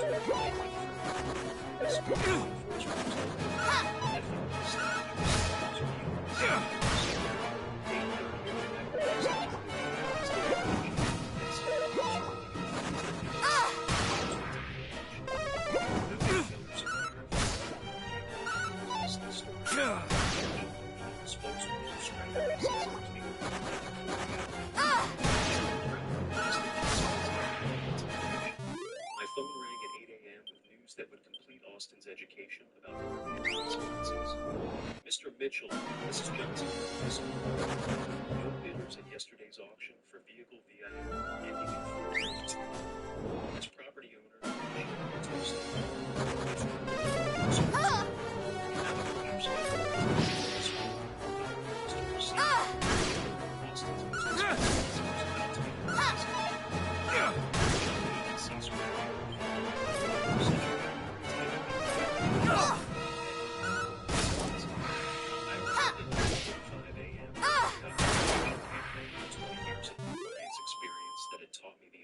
of witnessing final resolution, and subjects learn that actions have permanent results.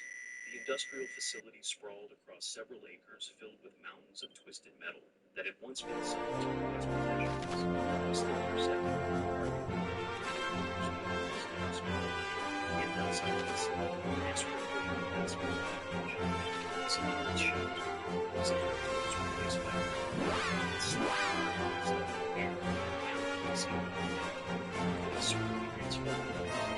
desperation of someone facing reality for the first time in his privileged life. Mr. Mitchell, please, I have $3,000 in cash. Austin clutched crumpled bills like religious artifacts that might reverse consequences through financial sacrifice. I know it's more than the fees, but it's called that's my lesson. I'll never park in anyone's driveway again. Begging was genuine stripped of arrogance that had protected him from accountability throughout his wayward existence. I looked down at him with the satisfaction of someone who built a career making consequences stick, when entitled people thought rules were suggestions. The legal window closed yesterday at 5 p.m. Austin.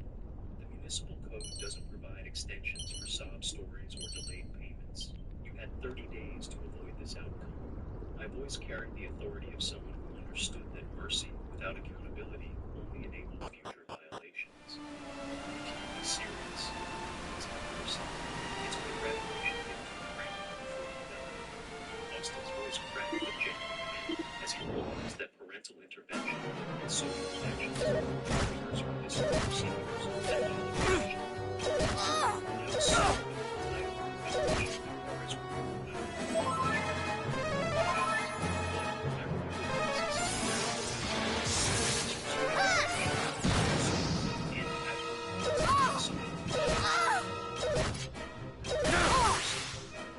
Stay vigilant!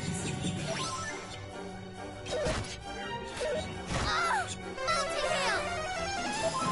Thank you very much.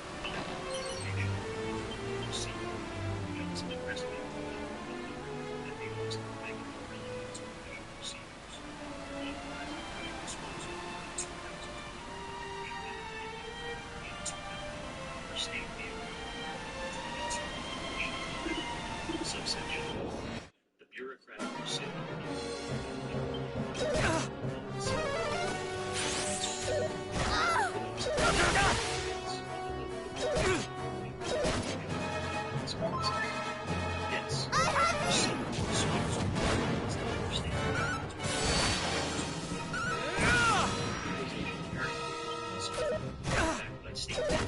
Stay vigilant!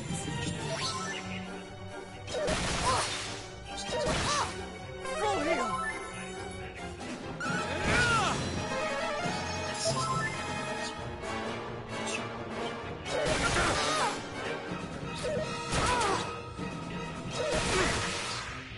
But his anguish couldn't establish procedures for unclaimed vehicle disposal. Crusher activation was mechanical poetry. Hydraulic systems compressing $80,000 of German engineering into metal cubes. And assembly. Thus reports expensive lesson perspective.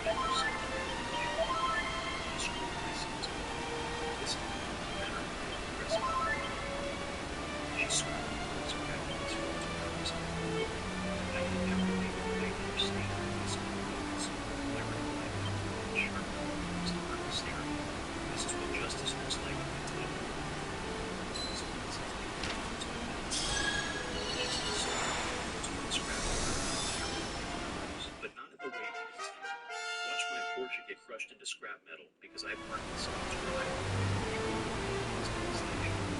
this old man will make procedures destroyed my life over working violations. The video footage of industrial crusher processing his vehicle became internet sensation titled Behavior Consequences. That section exploded with some expressing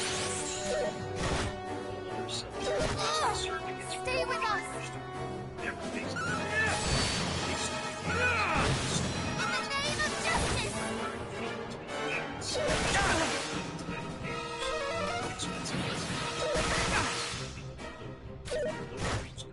Stay vigilant!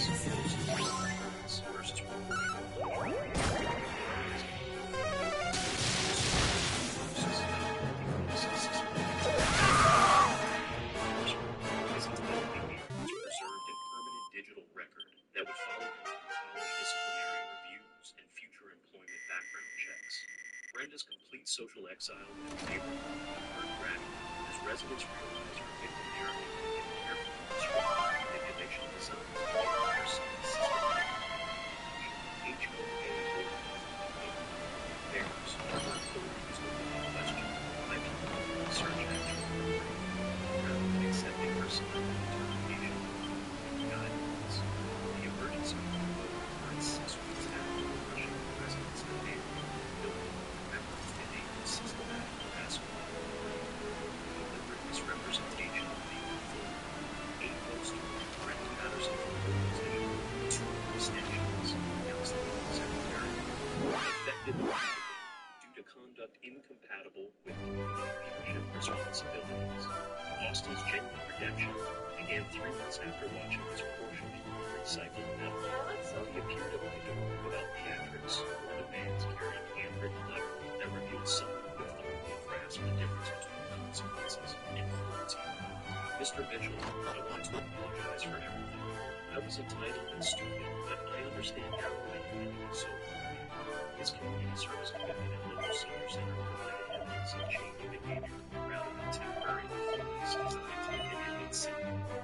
I'm studying business law now and volunteering with elevated residents who talk about respect and accountability. Explain sincerely. Would you consider mentoring compliance training? I want to help other people avoid making my mistakes.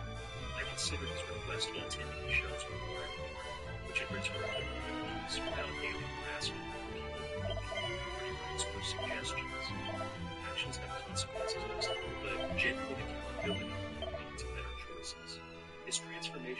suggested that expensive lessons sometimes create lasting change, but consequences are clear and permanent. 6 months later, Frank Murphy approached me during my morning routine with unexpected news. While the city's looking for compliance consultants, the schools for Big Region Enforcement, interested in coming out of retirement.